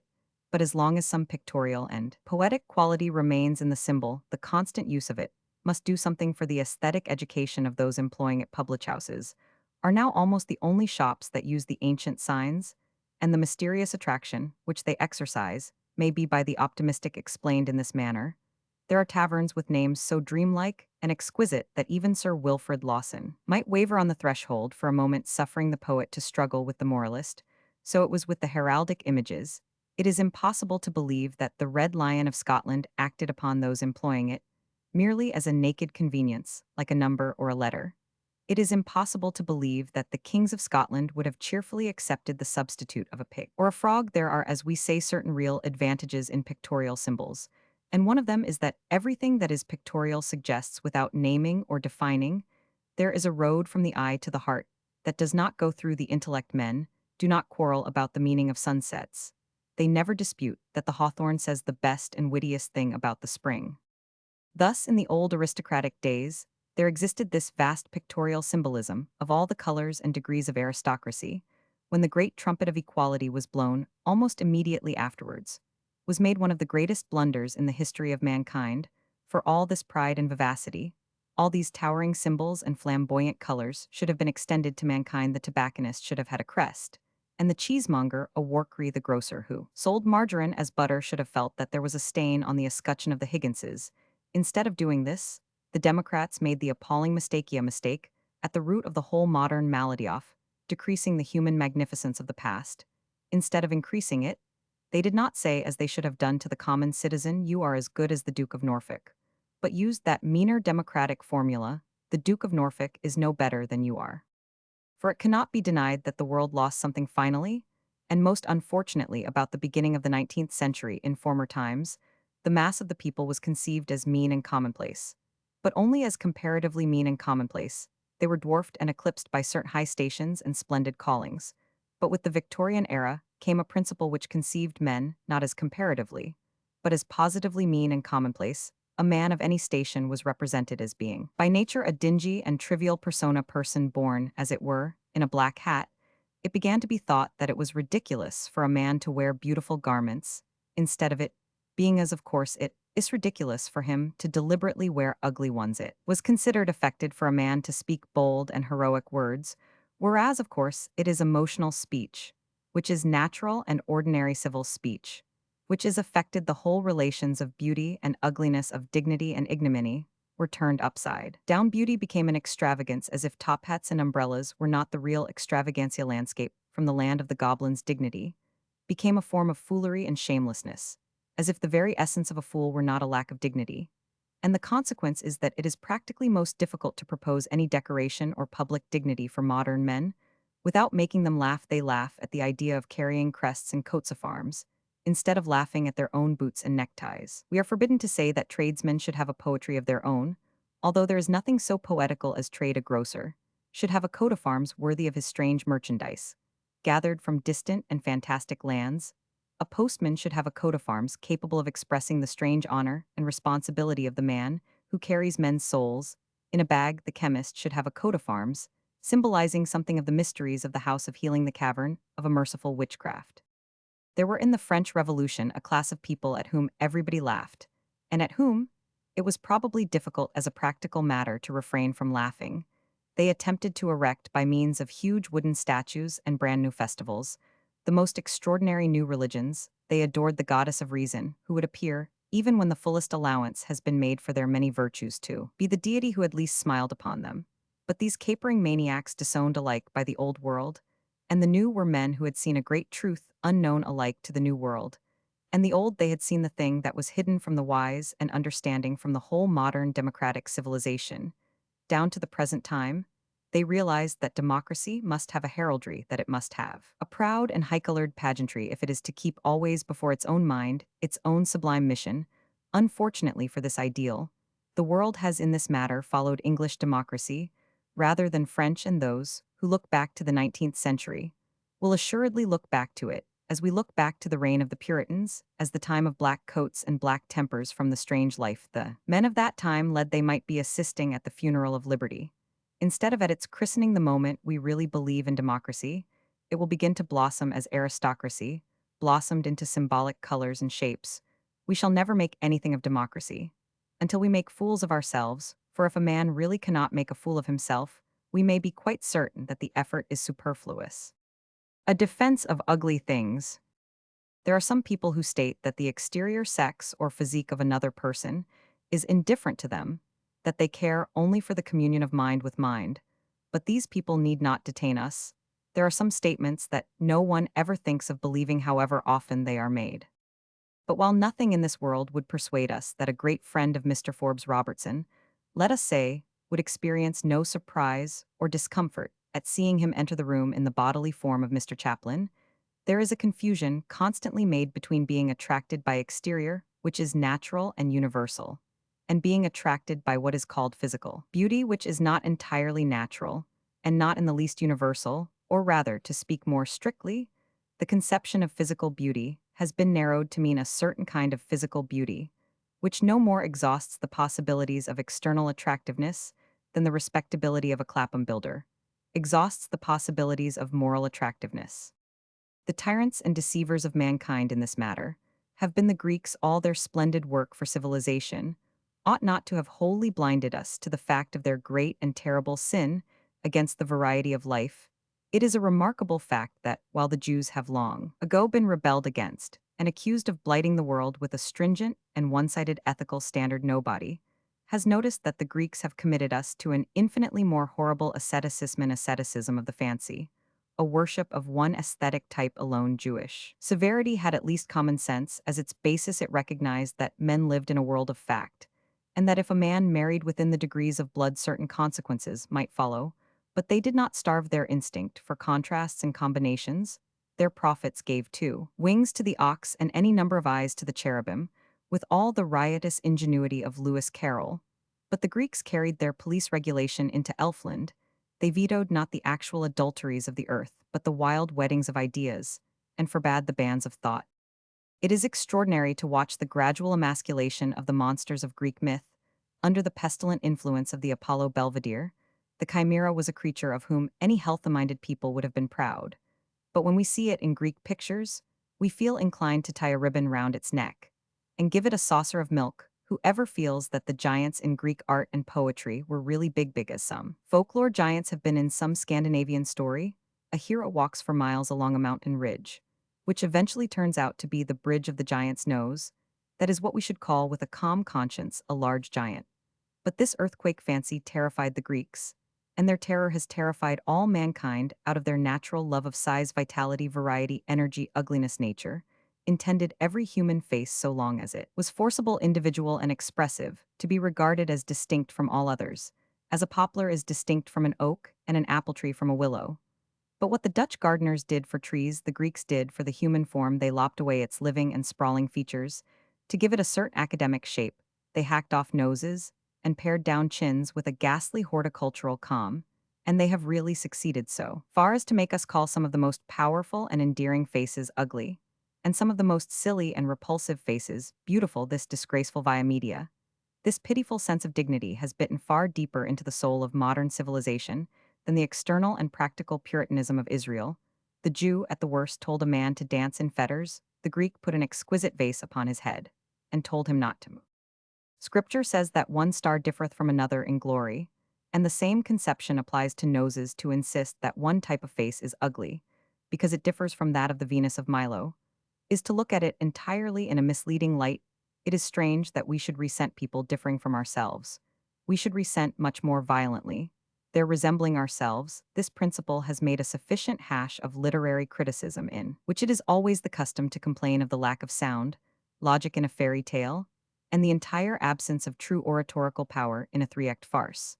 But to call another man's face ugly, because it powerfully expresses another man's soul, is like complaining that a cabbage has not two legs. If we did so, the only course for the cabbage would be to point out with severity, but with some show of truth, that we were not a beautiful green all over.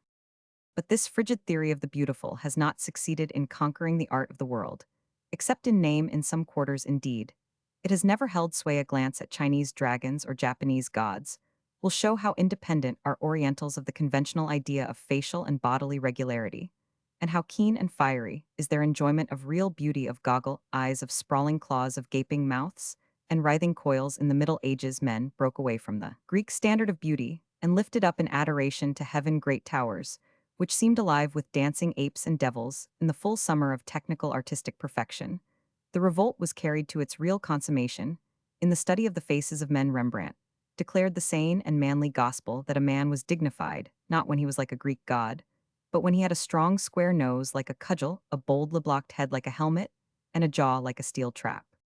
This branch of art is commonly dismissed as the grotesque. We have never been able to understand why it should be humiliating to be laughable, since it is giving an elevated artistic pleasure to others.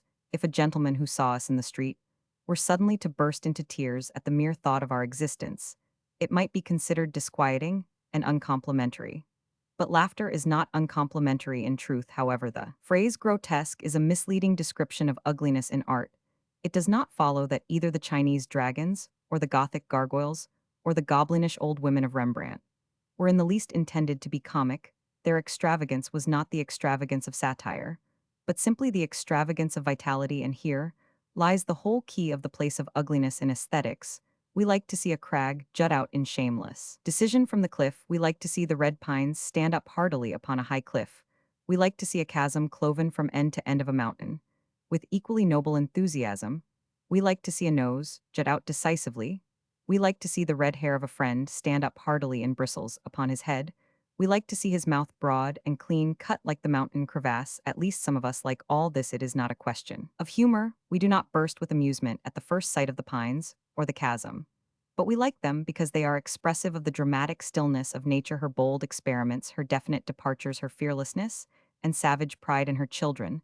The moment we have snapped the spell of conventional beauty, there are a million beautiful faces waiting for us everywhere, just as there are a million beautiful spirits. A defensive farce. I have never been able to understand why certain forms of art should be marked off as something debased, and trivial a comedy is spoken of as degenerating into farce. It would be fair criticism to speak of it changing into farce. But as for degenerating into farce, we might equally reasonably speak of it as degenerating into tragedy again. A story is spoken of as melodramatic, and the phrase, queerly enough, is not meant as a compliment to speak of something as pantomimic or sensational, is innocently supposed to be biting heaven knows why, for all works of art are sensations, and a good pantomime now extinct, is one of the pleasantest sensations of all. This stuff is fit for a detective story, is often said as who should say this stuff is fit for an epic. Whatever may be the rights and wrongs of this mode of classification, there can be no doubt about one most practical and disastrous effect of it. These lighter or wilder forms of art, having no standard set up for them, no gust of generous artistic pride to lift them up, do actually tend to become as bad as they are supposed to be, neglected children of the Great Mother. They grow up in darkness, dirty and unlettered. And when they are right almost by accident because of the blood in their veins. The common detective story of mystery and murder seems to the intelligent reader to be little, except a strange glimpse of a planet peopled by congenital idiots who cannot find the end of their own noses or the character of their own wives. The common pantomime seems like some horrible satiric picture of a world without cause or effect, a mass of jarring atoms, a prolonged mental torture of irrelevancy. The ordinary farce seems a world of almost piteous vulgarity, where a half-witted and stunted creature is afraid when his wife comes home and amused when she sits down on the doorstep. All this is in a sense true, but it is the fault of nothing in heaven or earth, except the attitude and the phrases quoted at the beginning of this article. We have no doubt in the world that if the other forms of art had been equally despised, they would have been equally despicable. If people had spoken of sonnets with the same accent with which they speak of music-hall songs, a sonnet would have been a thing so fearful and wonderful that we almost regret we cannot have a specimen. A rowdy sonnet is a thing to dream about. If people had said that epics were only fit for children, and Nursemaid's Paradise Lost might have been an average pantomime, it might have been called Harlequin, Satan, or How Adam Adam, for who would trouble to bring to perfection a work in which even perfection is grotesque? Why should Shakespeare write Othello? If even his triumph consisted in the eulogy, Mr. Shakespeare is fit for something better than writing tragedies. The case of farce and its wilder embodiment in harlequinade is especially important. That these high and legitimate forms of art, glorified by Aristophanes and Molière, have sunk into such contempt, may be due to many causes. I myself have little doubt that it is due to the astonishing and ludicrous lack of belief in hope and hilarity, which marks modern aesthetics to such an extent that it has spread even to the revolutionists, once the hopeful section of men, so that even those who ask us to fling the stars into the sea are not quite sure that they will be any better there than they were before. Every form of literary art must be a symbol of some phase of the human spirit. But whereas the phase is in human life sufficiently convincing in itself, in art, it must have a certain pungency and neatness of form to compensate for its lack of reality. Thus, any set of young people round a tea table may have all the comedy emotions of Much Ado About Nothing or Northanger Abbey. But if their actual conversation were reported, it would possibly not be a worthy addition to literature. An old man sitting by his fire may have all the desolate grandeur of Lear or Pierre Goriot, but if he comes into literature, he must do something besides sit by the fire. The artistic justification, then, of farce and pantomime, must consist in the emotions of life which correspond to them, and these emotions are to an incredible extent crushed out by the modern insistence on the painful side of life. Only pain, it is said, is the dominant element of life. But this is true only in a very special sense. If pain were for one single instant, literally, the dominant element in life, every man would be found hanging dead. From his own bedpost by the morning pain, as the black and catastrophic thing, attracts the youthful artist, just as the schoolboy draws devils and skeletons and men hanging. But joy is a far more elusive and elvish matter, since it is our reason for existing and a very feminine reason. It mingles with every breath we draw, and every cup of tea we drink. The literature of joy is infinitely more difficult, more rare, and more triumphant than the black and white literature of pain.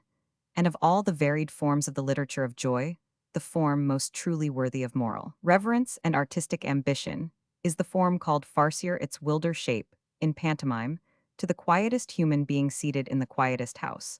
There will sometimes come a sudden and unmeaning hunger for the possibilities or impossibilities of things. He will abruptly wonder whether the teapot may not suddenly begin to pour out honey, or seawater, the clock to point to all hours of the day, at once the candle to burn green or crimson, the door to open upon a lake or a potato field, instead of a London street, upon anyone who feels this nameless anarchism. There rests for the time being the abiding spirit of pantomime, of the clown who cuts the policeman in two. It may be said with no darker meaning that he realizes one of our visions. And it may be noted here that this internal quality in pantomime is perfectly symbolized and preserved by that commonplace or cockney landscape in architecture, which characterizes pantomime and farce. If the whole affair happened in some alien atmosphere, if a pear tree began to grow apples, or a river to run with wine in some strange fairyland, the effect would be quite different. The streets and shops and door-knockers of the harlequinade, which to the vulgar aesthete make it seem commonplace, are in truth the very essence of the aesthetic departure. It must be an actual modern door, which opens and shuts, constantly disclosing different interiors. It must be a real baker whose loaves fly up into the air without his touching them, or else the whole internal excitement of this elvish invasion of civilization, this abrupt entrance of Puck into Pimlico, is lost some day perhaps, when the present narrow phase of aesthetics has ceased to monopolize. The glory of a farcical art may become fashionable long after men have ceased to drape their houses in green and gray, and to adorn them with Japanese vases. An aesthete may build a house on pantomime principles, in which all the doors shall have their bells and knockers on the inside, all the staircases be constructed to vanish on the pressing of a button, and all the dinners humorous dinners in themselves, come up, cooked through a trapdoor. We are very sure at least that it is as reasonable to regulate one's life and lodgings by this kind of art as by any other. The whole of this view of farce and pantomime may seem insane to us, but we fear that it is we who are insane. Nothing in this strange age of transition is so depressing as its merriment. All the most brilliant men of the day, when they set about the writing of comic literature, do it under one destructive fallacy, and disadvantage the notion that comic literature is in some sort of way superficial. They give us little knickknacks of the brittleness of which they positively boast, although 2,000 years have beaten as vainly upon the follies of the frogs as on the wisdom of the Republic. It is all a mean shame of joy. When we come out from a performance of the Midsummer Night's Dream, we feel as near to the stars as when we come out from King Lear. For the joy of these works is older than sorrow, their extravagance is saner than wisdom, their love is stronger than death. The old masters of a healthy madness, Aristophanes, or Rabelais, or Shakespeare doubtless, had many brushes with the precisions or ascetics of their day, but we cannot but feel that for honest severity and consistent self-miseration, they would always have had respect. But what abysses of scorn inconceivable to any modern would they have reserved for an aesthetic type and movement which violated morality, and did not even find pleasure which outraged sanity, and could not attain to exuberance which contented itself with the fool's cap without the bells. A defense of humility. The act of defending any of the cardinal virtues has today all the exhilaration of a vice. Moral truisms have been so much disputed that they have begun to sparkle like so many brilliant paradoxes, and especially in this age of egoistic idealism, there is about one who defends humility something inexpressibly rakish. It is no part of my intention to defend humility on practical grounds. Practical grounds are uninteresting, and moreover, on practical grounds, the case for humility is overwhelming. We all know that the divine glory of the ego is socially a great nuisance. We all do actually value our friends for modesty, freshness, and simplicity of heart. Whatever may be the reason, we all do warmly respect humility in other people. But the matter must go deeper than this. If the grounds of humility are found only in social convenience, They may be quite trivial and temporary. The egoists may be the martyrs of a nobler dispensation, agonizing for a more arduous ideal to judge from the comparative lack of ease in their social manner. This seems a reasonable suggestion. There is one thing that must be seen at the outset of the study of humility.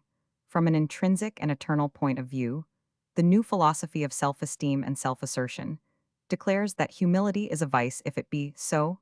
It is quite clear that it is one of those vices which are an integral part of original sin. It follows with the precision of clockwork every one of the great joys of life. No one, for example, was ever in love without indulging in a positive debauch of humility. All full-blooded and natural people, such as schoolboys, enjoy humility. The moment they attain hero worship, humility again is said both by its upholders and opponents to be the peculiar growth of Christianity. The real and obvious reason of this is often missed. The pagans insisted upon self-assertion because it was the essence of their creed that the gods, though strong and just, were mystic, capricious, and even indifferent. But the essence of Christianity was, in a literal sense, the New Testament covenant with God, which opened to men a clear deliverance. They thought themselves secure. They claimed palaces of pearl and silver. Under the oath and seal of the Omnipotent, they believed themselves rich, with an irrevocable benediction, which set them above the stars. And immediately they discovered humility. It was only another example of the same immutable paradox. It is always the secure who are humble. This particular instance survives in the evangelical revivalists of the street. They are irritating enough, but no one who has really studied them can deny that the irritation is occasioned by these two things: an irritating hilarity and an irritating humility. This combination of joy and self-prostration is a great deal too universal to be ignored. If humility has been discredited as a virtue at the present day, it is not wholly irrelevant to remark that this discredit has arisen at the same time as a great collapse of joy. In current literature and philosophy, men have revived the splendor of Greek self-assertion at the same time that they have revived the bitterness of Greek pessimism. A literature has arisen which commands us all to arrogate to ourselves the liberty of self-sufficing deities, at the same time that it exhibits us to ourselves as dingy maniacs who ought to be chained up like dogs. It is certainly a curious state of things altogether. When we are genuinely happy, we think we are unworthy of happiness. But when we are demanding a divine emancipation, we seem to be perfectly certain that we are unworthy of anything. The only explanation of the matter must be found in the conviction that humility has infinitely deeper roots than any modern men suppose. That it is a metaphysical, and one might almost say a mathematical virtue. Probably, this can best be tested by a study of those who frankly disregard humility and assert the supreme duty of perfecting and expressing oneself. These people tend, by a perfectly natural process, to bring their own great human gifts of culture, intellect, or moral power to a great perfection. Successively shutting out everything that they feel to be lower than themselves. Now, shutting out things is all very well, but it has one simple corollary: that from everything that we shut out, we are ourselves shut out. When we shut our door on the wind, it would be equally true to say that the wind shuts its door on us. Whatever virtues, a triumphant egoism, really leads to, no one can reasonably pretend that it leads to knowledge. Turning a beggar from the door may be right enough, but pretending to know all the stories the beggar might have narrated is pure nonsense. And this is practically the claim of the egoism, which thinks that self-assertion can obtain knowledge. A beetle may or may not be inferior to a man. The matter awaits demonstration. But if he were inferior by 10,000 fathoms, the fact remains that there is probably a beetle view of things of which a man is entirely ignorant. If he wishes to conceive that point of view, he will scarcely reach it by persistently reveling in the fact that he is not a beetle. The most brilliant exponent of the egoistic school, Nietzsche, with deadly and honorable logic, admitted that the philosophy of self-satisfaction led to looking down upon the weak, the cowardly, and the ignorant. Looking down on things may be a delightful experience, only there is nothing from a mountain to a cabbage that is really seen when it is seen from a balloon. The philosopher of the ego sees everything, no doubt, from a high and rarefied heaven, only he sees everything foreshortened or deformed. Now, if we imagine that a man wished truly as far as possible to see everything as it was, he would certainly proceed on a different principle. He would seek to divest himself for a time of those personal peculiarities which tend to divide him from the thing he studies. It is as difficult, for example, for a man to examine a fish without developing a certain vanity in possessing a pair of legs, as if they were the latest article of personal adornment. But if a fish is to be approximately understood, this physiological dandyism must be overcome. The earnest student of fish morality will spiritually speaking chop off his legs. And similarly, the student of birds will eliminate his arms, the frog lover will with one stroke of the imagination remove all his teeth, and the spirit wishing to enter into all the hopes and fears of jellyfish will simplify his personal appearance to a really alarming extent.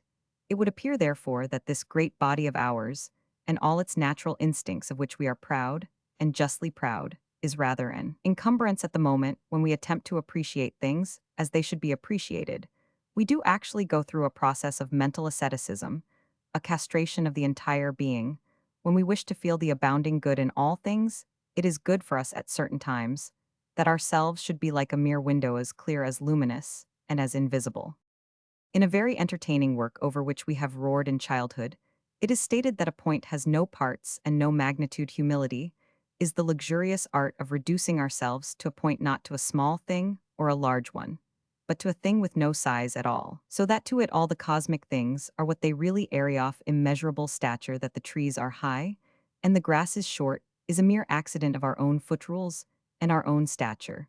But to the spirit which has stripped off for a moment its own idol, in temporal standards, the grass is an everlasting forest with dragons for denizens. The stones of the road are as incredible mountains piled one upon the other. The dandelions are like gigantic bonfires, illuminating the lands around. And the heath bells on their stalks are like planets hung in heaven, each higher than the other between one stake of a paling and another. There are new and terrible landscapes, here a desert with nothing, but one misshapen rock, here a miraculous forest of which all the trees flower above. The head with the hues of sunset, here again, a sea full of monsters that Dante would not have dared to dream. These are the visions of him who, like the child in the fairy tales, is not afraid to become small. Meanwhile, the sage, whose faith is in magnitude and ambition, is like a giant becoming larger and larger, which only means that the stars are becoming smaller and smaller. World after world falls from him into insignificance. The whole passionate and intricate life of common things becomes as lost to him as is the life of the infusoria to a man without a microscope. He rises always through desolate eternities. He may find new systems and forget them. He may discover fresh universes and learn to despise them. But the towering and tropical vision of things as they really are, gigantic daisies, the heaven-consuming, dandelions, the great odyssey of strange-colored oceans, and strange-shaped trees of dust like the wreck of temples, and thistledown like the ruin of Starsall, this colossal vision shall perish with the last of the humble. A defense of slang. The aristocrats of the 19th century have destroyed entirely their one solitary utility. It is their business to be flaunting and arrogant, but they flaunt unobtrusively. And their attempts at arrogance are depressing. Their chief duty hitherto has been the development of variety. Vivacity and fullness of life. Oligarchy was the world's first experiment in liberty, but now they have adopted the opposite ideal of good form, which may be defined as Puritanism without religion. Good form has sent them all into black like the stroke of a funeral bell. They engage like Mr. Gilbert's curates in a war of mildness, a positive competition of obscurity. In old times, the lords of the earth sought above all things to be distinguished from each other. With that object, they erected outrageous images on their helmets and painted preposterous colors on their shields. They wished to make it entirely clear that a Norfolk was as different, say, from an Argyll as a white lion from a black pig. But today their ideal is precisely the opposite one. And if a Norfolk and an Argyll were dressed so much alike that they were mistaken for each other, they would both go home dancing with joy. The consequences of this are inevitable. The aristocracy must lose their function of standing to the world for the idea of variety, experiment, and color. And we must find these things in some other class. To ask whether we shall find them in the middle class would be to jest upon sacred matters. The only conclusion, therefore, is that it is to certain sections of the lower class, chiefly, for example, to omnibus conductors with their rich and rococo mode of thought, that we must look for guidance towards liberty and light. The one stream of poetry which is continually flowing is slang. Every day, a nameless poet weaves some fairy tracery of popular language. It may be said that the fashionable world talks slang as much as the democratic. This is true, and it strongly supports the view under consideration. Nothing is more startling than the contrast between the heavy, formal, lifeless slang of the man about town and the light, living, and flexible slang of the coster.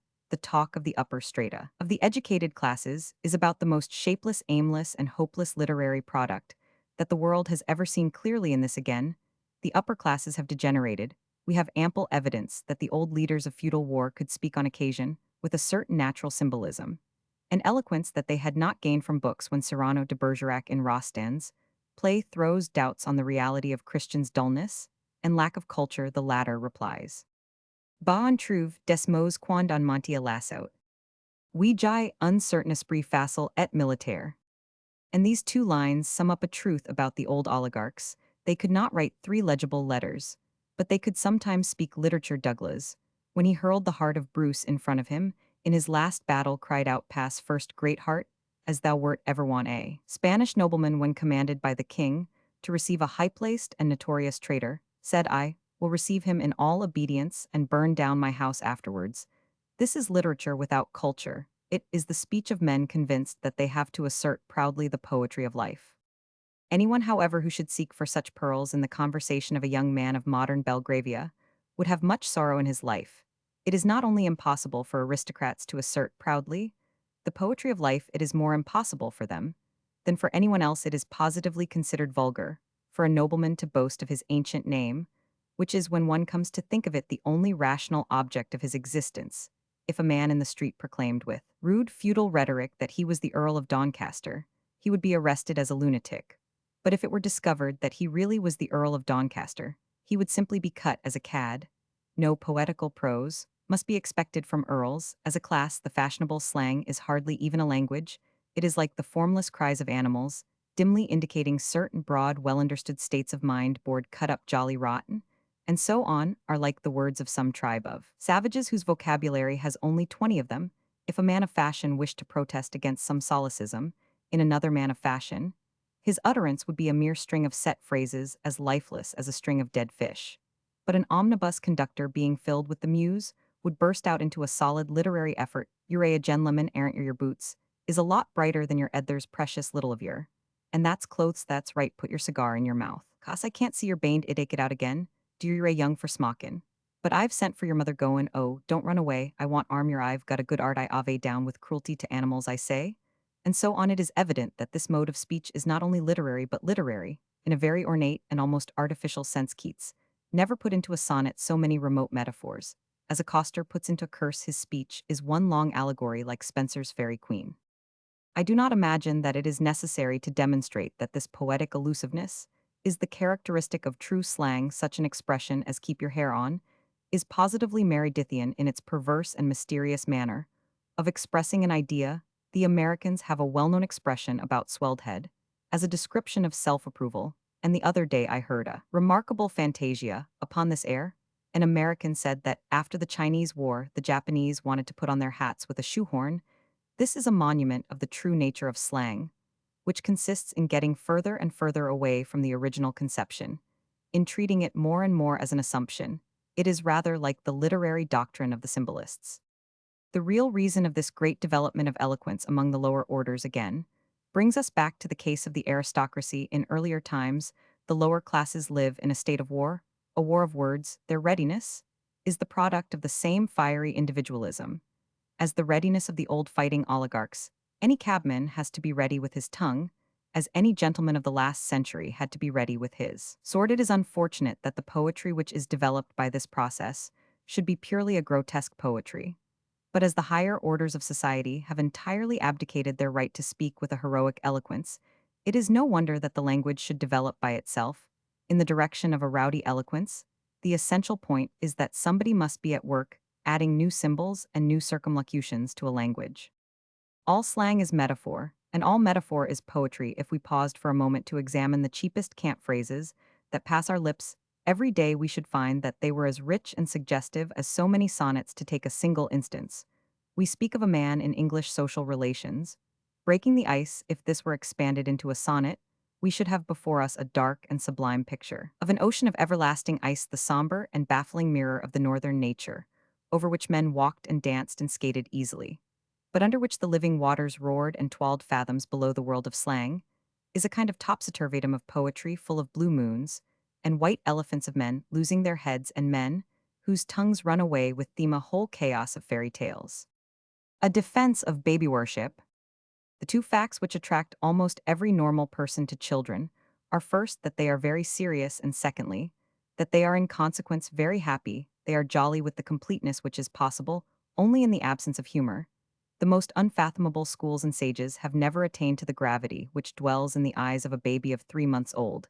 It is the gravity of astonishment at the universe, and astonishment at the universe is not mysticism, but a transcendent. Common sense, the fascination of children, lies in this that, with each of them all things are remade, and the universe is put again upon its trial, as we walk the streets and see below us those delightful bulbous heads, 3 times too big for the body which mark these human mushrooms. We ought always primarily to remember that within every one of these heads, there is a new universe, as new as it was on the seventh day of creation. In each of those orbs, there is a new system of stars, new grass, new cities, a new sea. There is always in the healthy mind an obscure prompting that religion teaches us rather to dig than to climb, that if we could once understand the common clay of earth, we should understand everything similarly.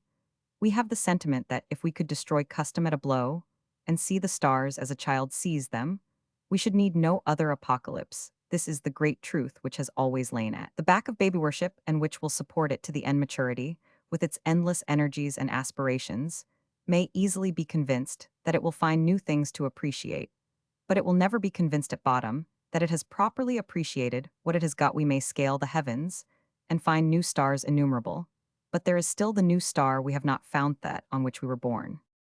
But the influence of children goes further than its first trifling effort of remaking heaven and earth. It forces us actually to remodel our conduct.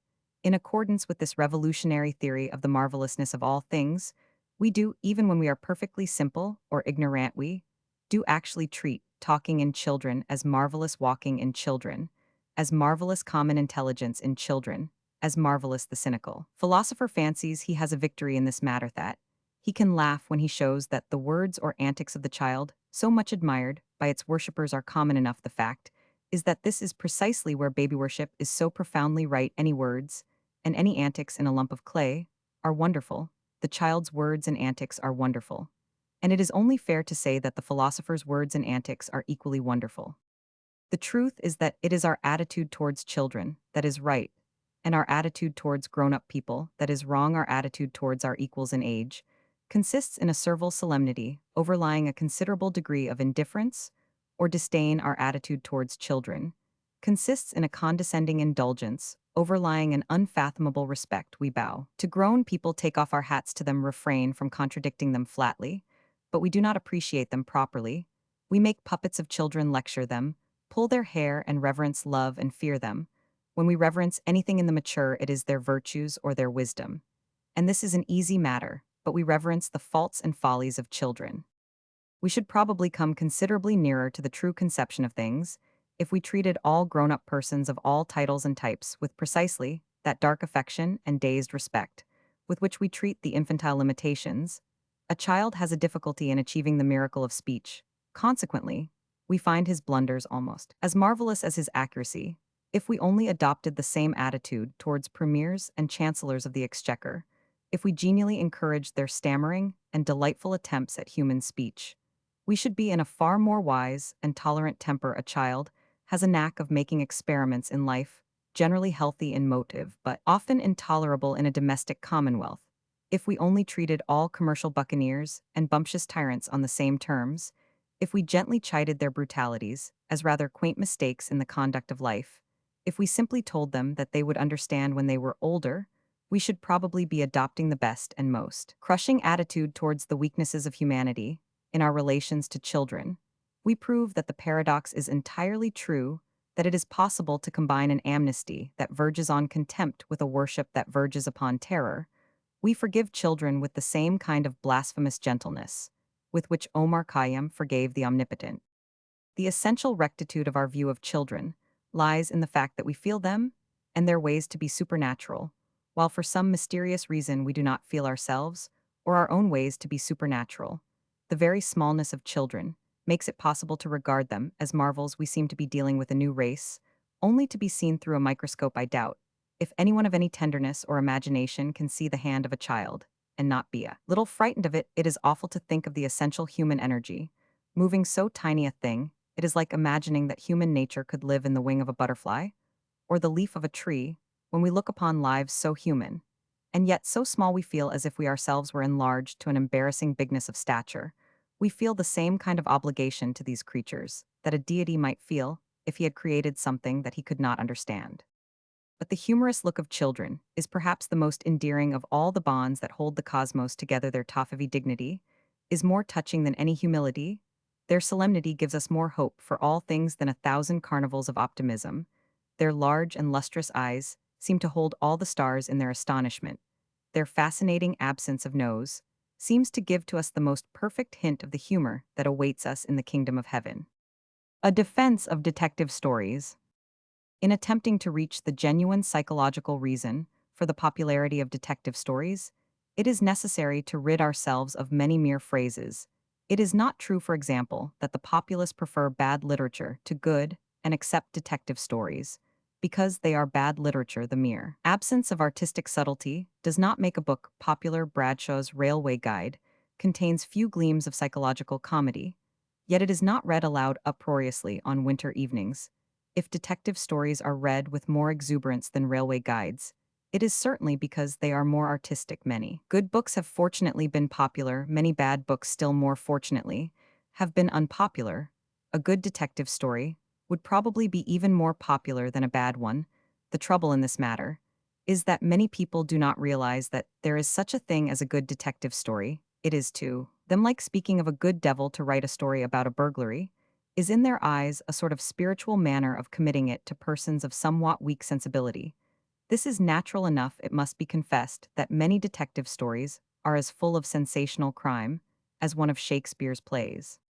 There is, however, between a good detective story and a bad detective story as much or rather more difference than there is between a good epic and a bad one. Not only is a detective story a perfectly legitimate form of art, but it has certain definite and real advantages as an agent of the public weal. The first essential value of the detective story lies in this, that it is the earliest and only form of popular literature in which is expressed some sense of the poetry of modern life. Men lived among mighty mountains and eternal forests for ages before they realized that they were poetical. It may reasonably be inferred that some of our descendants may see the chimney pots as rich a purple as the mountain peaks, and find the lamp posts as old and natural as the trees of this realization of a great city itself. As something wild and obvious, the detective story is certainly the Iliad. No one can have failed to notice that in these stories the hero, or the investigator, crosses London with something of the loneliness and liberty of a prince in A Tale of Elfland, that in the course of that incalculable journey, the casual omnibus assumes the primal colors of a fairy ship. The lights of the city begin to glow like innumerable goblin eyes, since they are the guardians of some secret, however crude, which the writer knows, and the reader does not. Every twist of the road is like a finger pointing to it. Every fantastic skyline of chimney pots seems wildly and derisively signaling the meaning of the mystery. This realization of the poetry of London is not a small thing. A city is, properly speaking, more poetic even than a countryside, for, while nature is a chaos of unconscious forces, a city is a chaos of conscious ones. The crest of the flower, or the pattern of the lichen may, or may not be significant symbols, but there is no stone in the street and no brick in the wall that is not actually a deliberate symbola message from some man, as much as if it were a telegram or a postcard. The narrowest street possesses in every crook and twist of its intention the soul of the man who built it, perhaps long in his grave. Every brick has as human a hieroglyph as if it were a graven brick of Babylon. Every slate on the roof is as educational a document as if it were a slate covered with addition and subtraction. Sums anything which tends, even under the fantastic form of the minutiae of Sherlock Holmes, to assert this romance of detail in civilization, to emphasize this unfathomably human character in flints and tiles, is a good thing. It is good that the average man should fall into the habit of looking imaginatively at 10 men in the street, even if it is only on the chance that the 11th might be a notorious thief. We may dream perhaps that it might be possible to have another and higher romance of London, that men's souls have stranger adventures than their bodies, and that it would be harder and more exciting to hunt their virtues than to hunt their crimes. But since our great authors, with the admirable exception of Stevenson, decline to write of that thrilling mood and moment when the eyes of the great city, like the eyes of a cat, begin to flame in the dark, we must give fair credit to the popular literature, which amid a babble of pedantry and preciosity, declines to regard the present as prosaic, or the common as commonplace. Popular art in all ages has been interested in contemporary manners and costume. It dressed the groups around the crucifixion in the garb of Florentine gentlefolk or Flemish burghers. In the last century, it was the custom for distinguished actors to present Macbeth in a powdered wig, and ruffles how far we are ourselves in this age, from such conviction of the poetry of our own life and manners, may easily be conceived by anyone who chooses to imagine a picture of Alfred, the great toasting the cakes, dressed in tourists' knickerbockers, or a performance of Hamlet in which the prince appeared in a frock coat with a crape band round his hat. But this instinct of the age to look back like Lot's wife could not go on forever. A rude popular literature of the romantic possibilities of the modern city was bound to arise. It has arisen in the popular detective stories as rough and refreshing as the ballads of Robin Hood. There is, however, another good work that is done by detective stories. While it is the constant tendency of the old Adam to rebel against so universal and automatic a thing as civilization to preach departure, and rebellion the romance of police activity, keeps in some sense before the mind the fact that civilization itself is the most sensational of departures and the most romantic of rebellions, by dealing with the unsleeping sentinels who guard the outposts of society. It tends to remind us that we live in an armed camp, making war with a chaotic world, and that the criminals, the children of chaos, are nothing but the traitors within our gates. When the detective in a police romance stands alone and somewhat fatuously fearless amid the knives and fists of a thieves' kitchen, it does certainly serve to make us remember that it is the agent of social justice who is the original and poetic figure, while the burglars and footpads are merely placid old cosmic conservatives happy in the immemorial respectability of apes and wolves. The romance of the police force is thus the whole romance of man. It is based on the fact that morality is the most dark and daring of conspiracies. It reminds us that the whole noiseless and unnoticeable police management by which we are ruled and protected is only a successful night errantry. A defense of patriotism. The decay of patriotism in England during the last year or two is a serious and distressing matter. Only in consequence of such a decay could the current lust of territory be confounded with the ancient love of country. We may imagine that if there were no such thing as a pair of lovers left in the world, all the vocabulary of love might without rebuke be transferred to the lowest and most automatic desire. If no type of chivalrous and purifying passion remained, there would be no one left to say that lust bore none of the marks of love, that lust was rapacious, and love pitiful, that lust was blind, and love vigilant, that lust sated itself, and love was insatiable.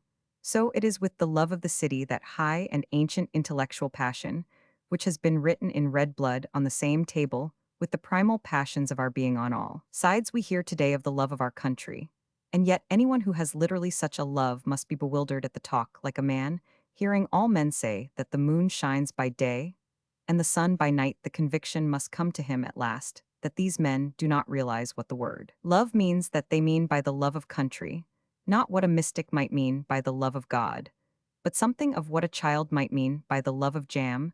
To one who loves his fatherland, for instance, our boasted indifference to the ethics of a national war is mere mysterious gibberism. It is like telling a man that a boy has committed murder, but that he need not mind, because it is only his son. Here clearly the word love is used unmeaningly. It is the essence of love to be sensitive, it is a part of its doom, and anyone who objects to the one must certainly get rid of the other. This sensitiveness, rising sometimes to an almost morbid sensitiveness, was the mark of all great lovers like Dante, and all great patriots like Chatham. My country, right or wrong, is a thing that no patriot would think of saying, except in a desperate case. It is like saying my mother, drunk or sober. No doubt, if a decent man's mother took to drink, he would share her troubles to the last. But to talk as if he would be in a state of gay indifference as to whether his mother took to drink or not is certainly not the language of men who know the great mystery. What we really need for the frustration and overthrow of a deaf and raucous jingoism is a renaissance of the love of the native land. When that comes, all shrill cries will cease suddenly. For the first of all the marks of love is seriousness. Love will not accept sham bulletins or the empty victory of words. It will always esteem the most candid counselor. The best love is drawn to truth by the unerring magnetism of agony. It gives no pleasure to the lover to see 10 doctors dancing with vociferous optimism round a deathbed. We have to ask then, why is it that this recent movement in England, which has honestly appeared to many a renaissance of patriotism, seems to us to have none of the marks of patriotism? least of patriotism in its highest form, why has the adoration of our patriots been given wholly to qualities and circumstances good in themselves, but comparatively material and trivial trade physical force? A skirmish at a remote frontier, a squabble in a remote continent colonies, are things to be proud of. But for a country to be only proud of its extremities is like a man being only proud of his legs. Why is there not a high central intellectual patriotism, a patriotism of the head and heart of the empire, and not merely of its fists and its boots? A rude Athenian sailor may very likely have thought that the glory of Athens lay in rowing with the right kind of oars or having a good supply of garlic, but Pericles did not think that this was the glory of Athens. With us, on the other hand, there is no difference at all between the patriotism preached by Mr. Chamberlain and that preached by Mr. Pat Rafferty, who sings What Do You Think of the Irish Now? They are both honest, simple-minded, vulgar eulogies upon trivialities and truisms. I have rightly or wrongly a notion of the chief cause of this pettiness in English patriotism of today, and I will attempt to expound it. It may be taken generally that a man loves his own stock and environment, and that he will find something to praise in it, but whether it is the most praiseworthy thing or no will depend upon the man's enlightenment. As to the facts, if the son of Thackeray, let us say, were brought up in ignorance of his father's fame and genius, it is not improbable that he would be proud of the fact that his father was over 6 feet high. It seems to me that we as a nation are precisely in the position of this hypothetical child of Thackeray's. We fall back upon gross and frivolous things for our patriotism for a simple reason. We are the only people in the world who are not taught in childhood our own literature and our own history. We are as a nation in the truly extraordinary condition of not knowing our own merits. We have played a great and splendid part in the history of universal thought and sentiment. We have been among the foremost in that eternal and bloodless battle, in which the blows do not slay, but create in painting and music. We are inferior to many other nations.